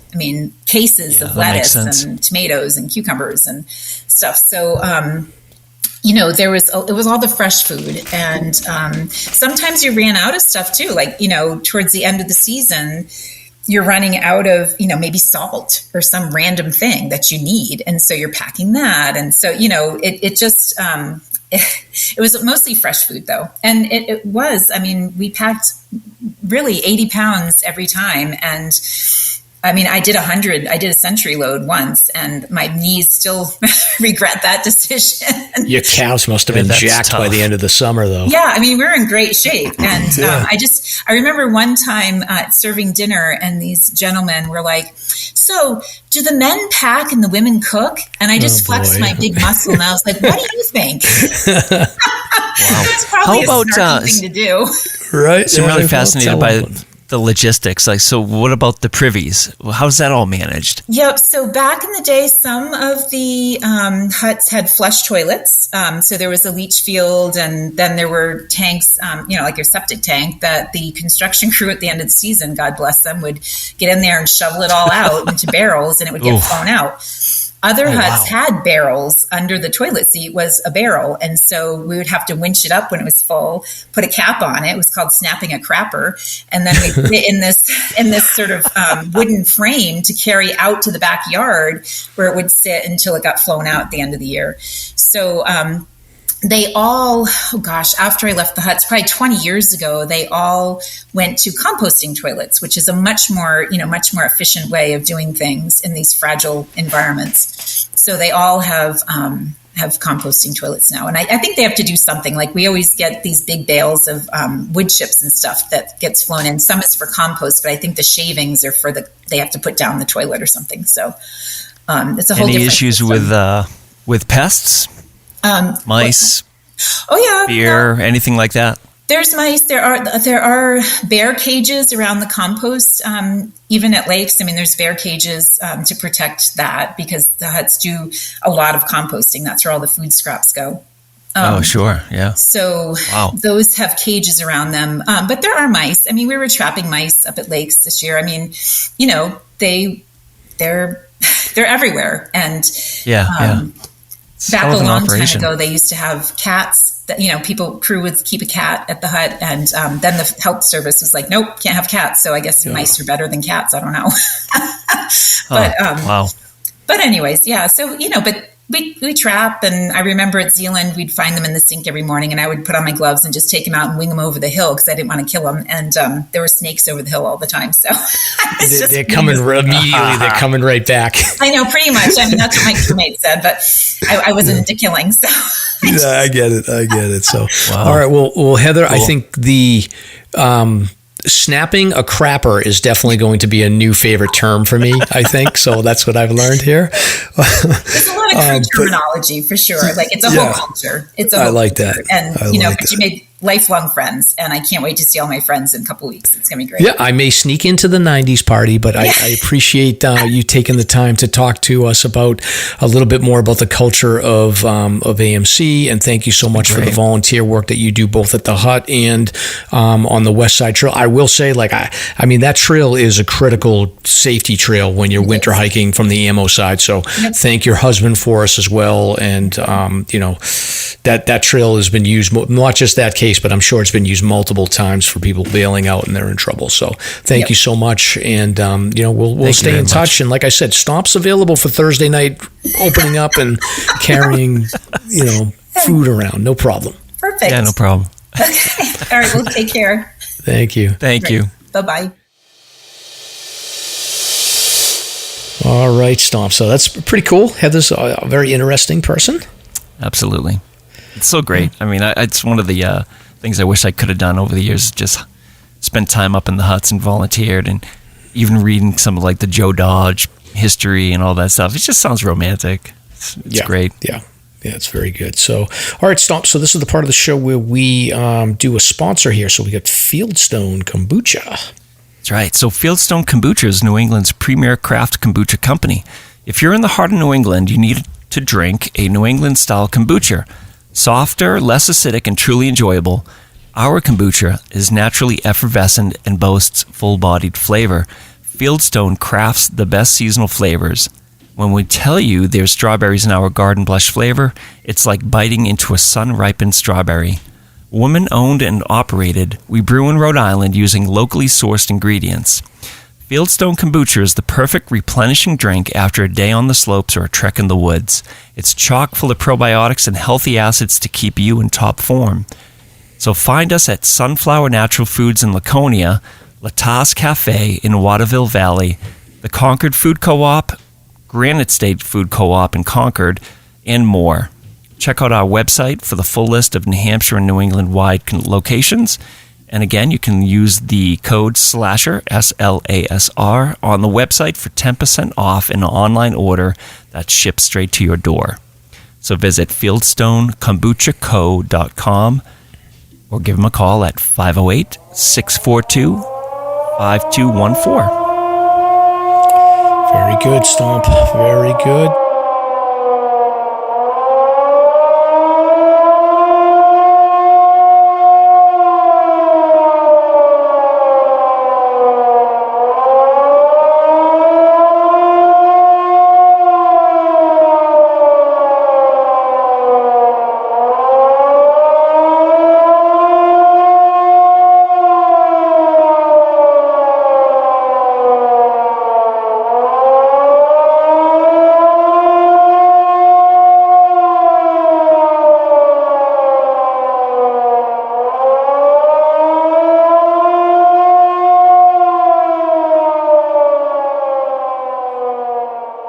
So this is the part of the show now where we cover search and rescue news. So we have, let me count this up, 1, 2, 3, 4, 5, 6, 7, 8 articles, and one of those articles has 4, so 12 incidents over the last week and a half or so.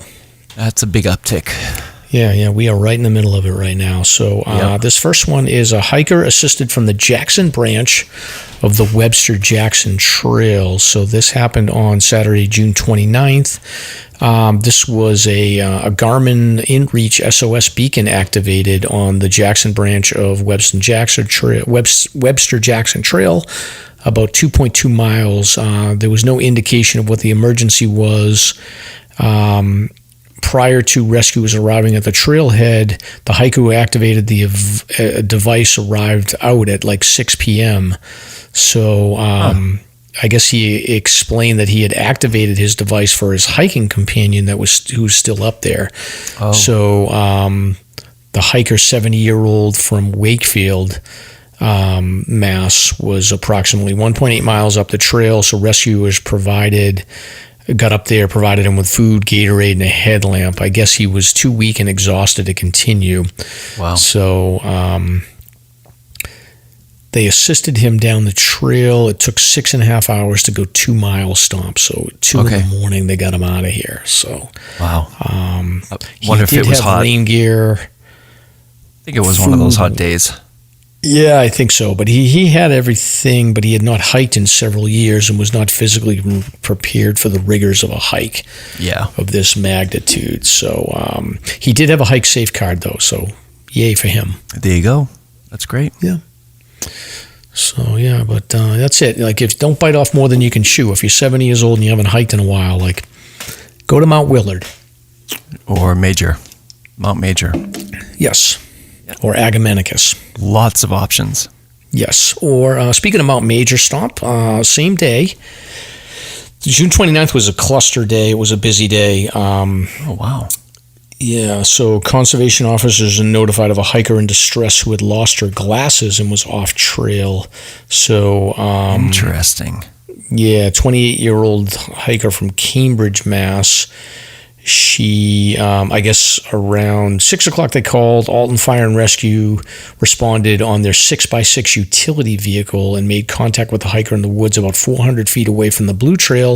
It's about a quarter mile from the peak. The hiker, again, 28-year-old female from Cambridge, Mass.,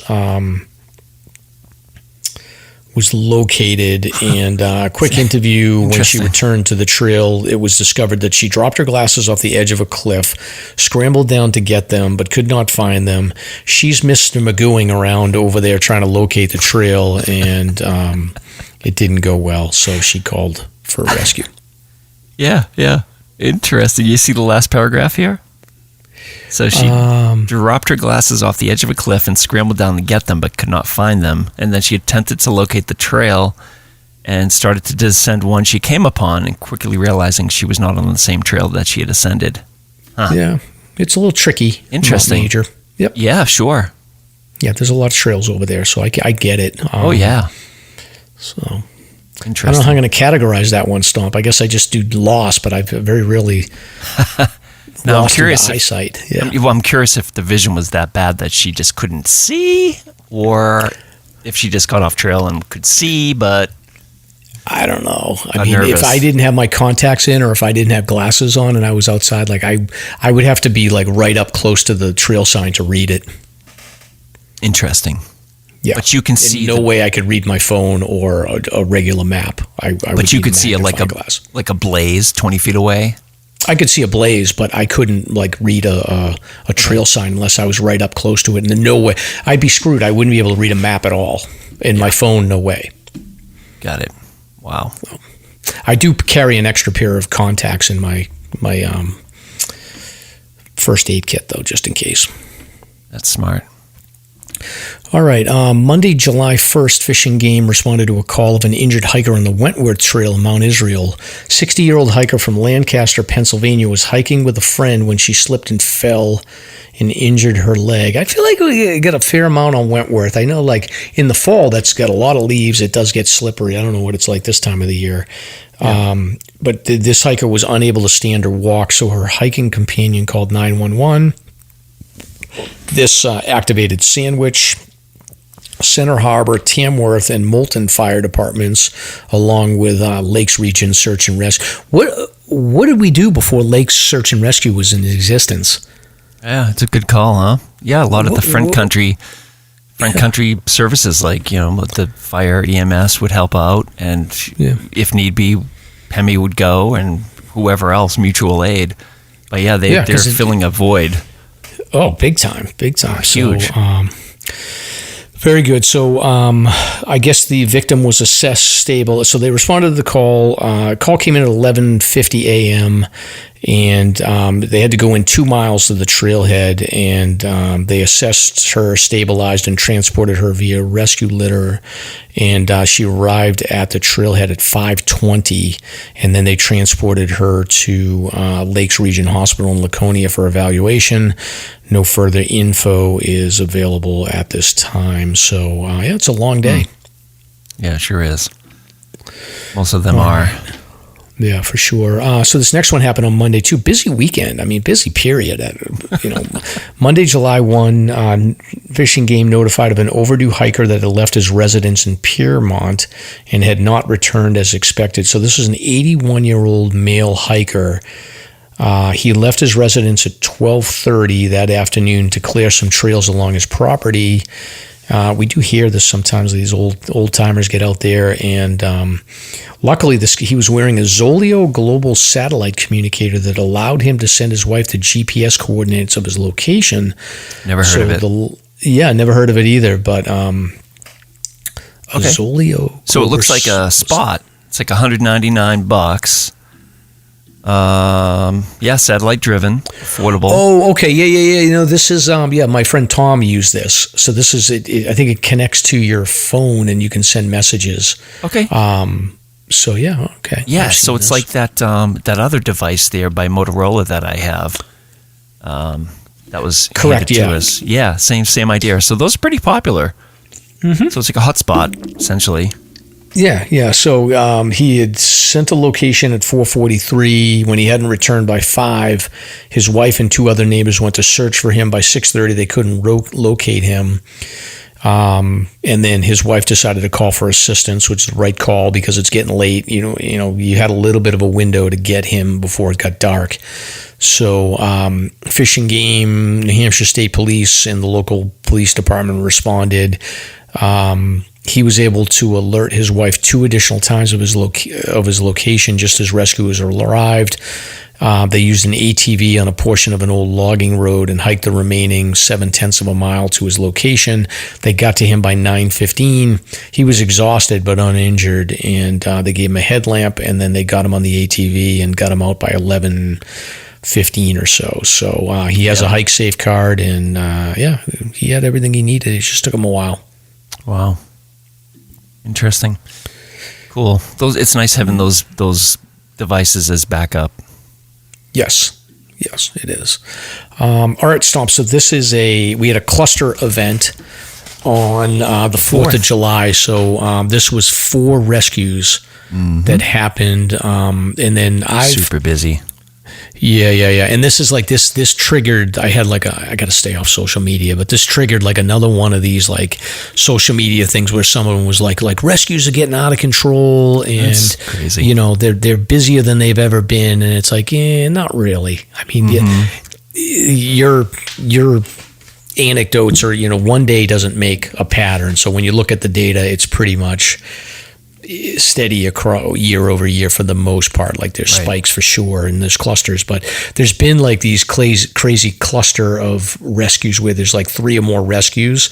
I've totaled up like 1, 2, 3, 4. Since 2019, there's been 5, now 6 days. And I'll have to look at July 1st. That may be number 7, but there's been 6 total days where there's been 3 or more rescues. And the most interesting one was last year on August 19th. There were 4 separate rescues in and around Mount Washington, all at the same time. So they do happen. Well, what I think happened here was you had the 4th being a Thursday, so I think a lot of people just decided, let's just make it a long weekend or take the whole week. So there was just tons of people. I mean, I can attest to Exit 32 in Lincoln. It was a mob scene. Anyway, yeah. Yeah. And when you look at these where they were, for the most part, they're in busy areas. So the first one happened on Lonesome Lake, 15-year-old suffering from a medical emergency. I got to assume it was a heat exhaustion situation, but it doesn't specify. Yeah. But essentially, like the state park personnel were able to get to this youngster and mobilize quickly to carry him to the trailhead. So I guess the call came in at 11:30, and then they had been able to get him to the trailhead a little bit after 12 o'clock and get him transported to a hospital for evaluation. Wow. So that was at 11:30. At 12:01, a call comes in from 911 reporting an injured hiker on Lincoln Slide in Franconia. So this is not a good spot to need a rescue. So 57-year-old male was reported to have a lower leg injury. The party had hiked back to Franconia Ridge to make the call. So Lincoln Slide it's like right past Mount Lincoln. I forget what the name of that sub-summit is as you're going towards Lafayette, and then you've got to connect down to the slide. Lincoln Slide is like this big, giant, loose slide that you can see from Owl's Head Slide. I've gone down there a couple times. Matter of fact, I got that on my list of places to go pretty soon. But it's slippery, and it's sort of like monstrous. The South Tri-Pyramid.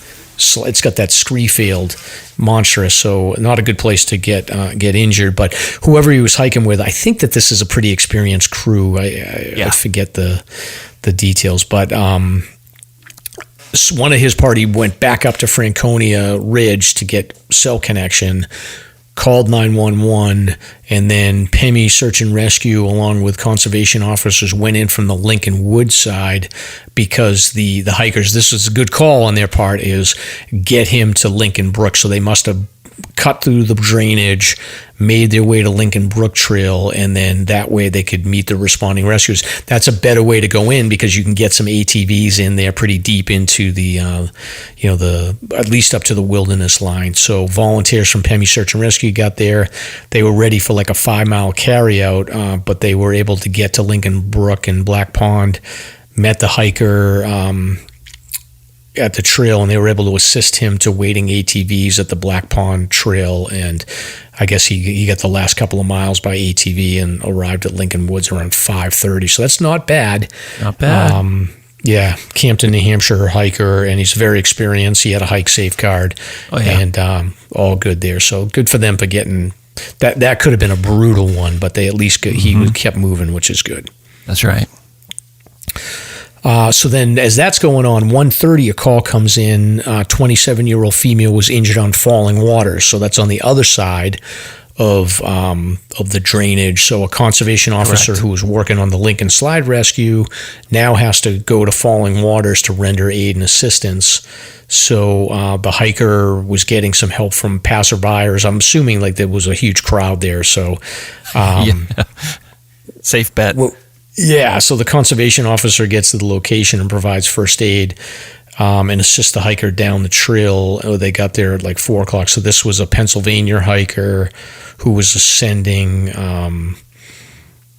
was doing the Mount Lafayette loop when she fell on steep and wet sections coming down falling waters. So notorious. They were experienced, well-equipped hikers, and they got out. So then 30 minutes later, another call comes in. This one up in Mount Tom, the 24-year-old hiker, lower leg injury on the AZ trail near the spur trail to Mount Tom. No cell coverage, so her hiking companion had to go back up to Mount Tom to call for help. This was a Rhode Island hiker, and Fish and Game are already dealing with 2 other rescue calls. So one conservation officer was pulled from another rescue to get volunteers from PEMI Search and Rescue and Andrew Scoggins Search and Rescue to carry this hiker off Mount Tom. So by 4:30, they had hiked up to her about 2 miles in, and then they got her off by 7:30, and she was transported via a friend to get medical evaluation. So crazy from 11:30, 12 o'clock, 1:30, and then 2 o'clock. Yeah. I mean, it's just insane. And there's a note here at the bottom. So more than 30 volunteers took part in the rescues on this one day alone. Crazy. It just goes to show you how important volunteer search and rescue is for New Hampshire, and how much they offer and can help. They're so appreciated. Crazy day. Crazy day. And then there was a couple of other ones here. There was a missing hiker on Mount Monadnock, 22-year-old from Massachusetts. This one also happened on July 4th, so this is another one. This one actually got a lot of traction on social media because this was a case where he had been hiking with a group. I think they were on White Cross, and the group basically was like, see you later, you're hiking too slow. So they left this 22-year-old hiker. 22-year-old hiker disappears, so friends can't find him. Triggers a search. Some of the rangers on Monadnock ended up connecting with Fish and Game and Upper Valley Wilderness Response Team, and eventually this young man emerged at the state park headquarters, but not a good sign that his friends took off on him. So always stay together. Always. Well, yeah, and then there's a fatality here of a Dartmouth student, Stomp. This one happened on July 7th. So Fish and Game was notified of a missing student. Student had last been seen at 9:30 the previous evening. I feel like there was another incident with a Dartmouth student that disappeared, but maybe I'm wrong about that, but I feel like there was. I guess this student was with some friends. They had been at an informal social gathering at the docks near the Dartmouth Boathouse. And then the following day, the student did not show up for an engagement. Student was identified as a 20-year-old student from Middletown, Delaware. Conservation officers responded to the scene. Hanover Police Department, along with Lebanon, Hartford, Vermont fire departments, did a preliminary search in the area, which included divers searching near the dock. Items found near the dock indicated that Jang hadn't left the river area.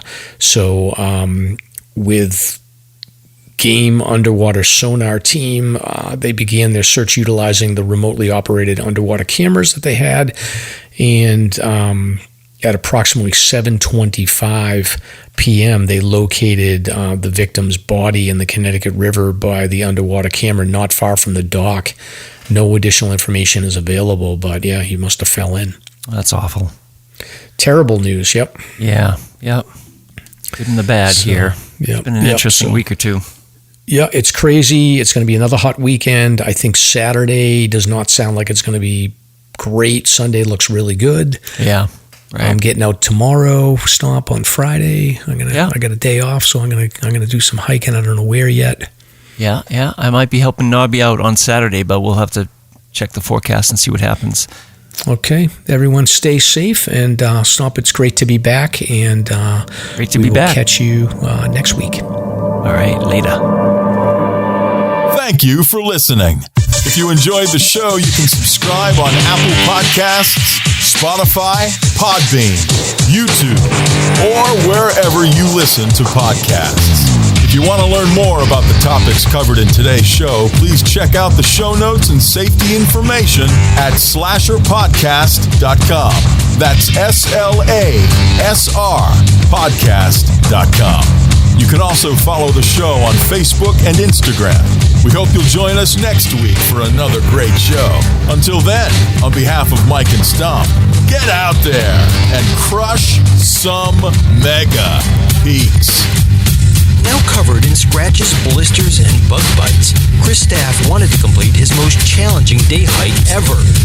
Fish and Game officers say the hiker from Florida activated an emergency beacon yesterday morning. He was hiking along the Appalachian Trail when the weather started to get worse. Officials say the snow was piled up to 3 feet in some spots, and there was a wind chill of -1 degree. And there's 3 words to describe this race. Do we all know what they are? Only one hill! Lieutenant James Nealon, New Hampshire Fish and Game. Lieutenant, thanks for being with us today. Thanks for having me. What are some of the most common mistakes you see people make when they're heading out on the trails to hike here in New Hampshire? It seems to me the most common is being unprepared. And I think if they just simply visited hikesafe.com and got a list of the 10 essential items and had those in their packs, they probably would have no need to ever call us at all.